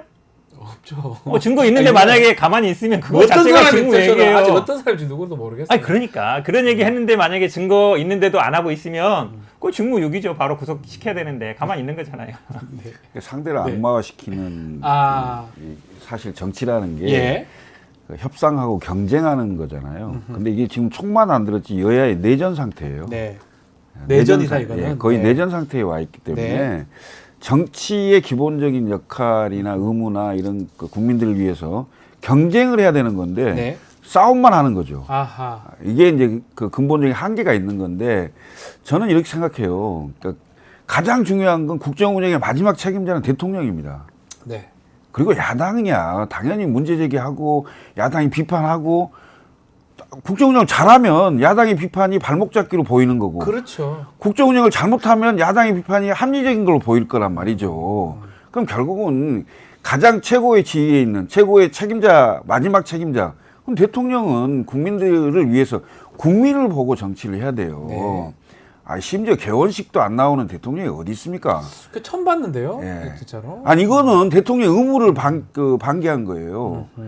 대통령이기 때문에 국회 개원식에 와야 되는 거예요. 네. 윤석열 대통령이기 때문에 안 오는 게 아니란 말이죠. 피켓을 들고 뭐 야유를 하더라도 아니, 거기 와야죠. 와야 국민의 된다. 대표잖아요. 그러니까 이런 일이 일어나고 여야가 자꾸 반목하고 갈등이 있으면 결국 책임은 집권 여당 대통령의 책임 그렇죠. 아닌가요? 무한 모든 책임이죠, 무한 책임. 정보뿐만 아니라 지금 뭐 개원식도 얘기했지만 개원식에도 왜 안 나온 게 한동훈 대표랑 조국 대표 보기 싫어서 이런 거 아니야? 그 이런 얘기들이 차단인가 나오잖아요. 좀 해야 되지 않습니까? 그렇죠. 얘기를 안 할 수가 없는데. 거기 그러니까 보기 싫어서 근데 정치인이나 대통령은 이재명, 조국, 한동훈 다 있잖아요. 그렇죠. 아유. 본인 싫어하는 사람 다 있잖아요. 그러면 대통령은 싫은 자리도 가야죠. 그리고 거기서 뭐 피켓 시위한다? 욕먹을 까고 해야죠. 네. 언제 좋은 얘기만 들어요? 예. 당연히 비판도 할 수 있는 것이고 당연히 사실은 개원 이명박 박근혜 전 대통령도 그렇게 욕을 먹고 이렇게 했어도 개원식 갔잖아요. 다 왔었죠. 그렇죠. 아, 이렇게 그렇죠. 만약에 가면 국회 자체를 적으로 돌리는 거예요. 네. 그러니까 여당 의원들 자체도 적으로 돌아설 수 있는 거예요. 정치라는 거는 자기 편을 한 매로 더 끌어들이는 거고 그러니까요. 비난을 해도 또 싫은 자리도 가야 되는 거기 때문에 지금 뭐 온갖 뭐 핑계 대는데 결국은 국회를 적으로 돌리면 네. 본인도 자리가 위태로울 수 있다. 이런 걸 아셔야 되죠. 알겠습니다.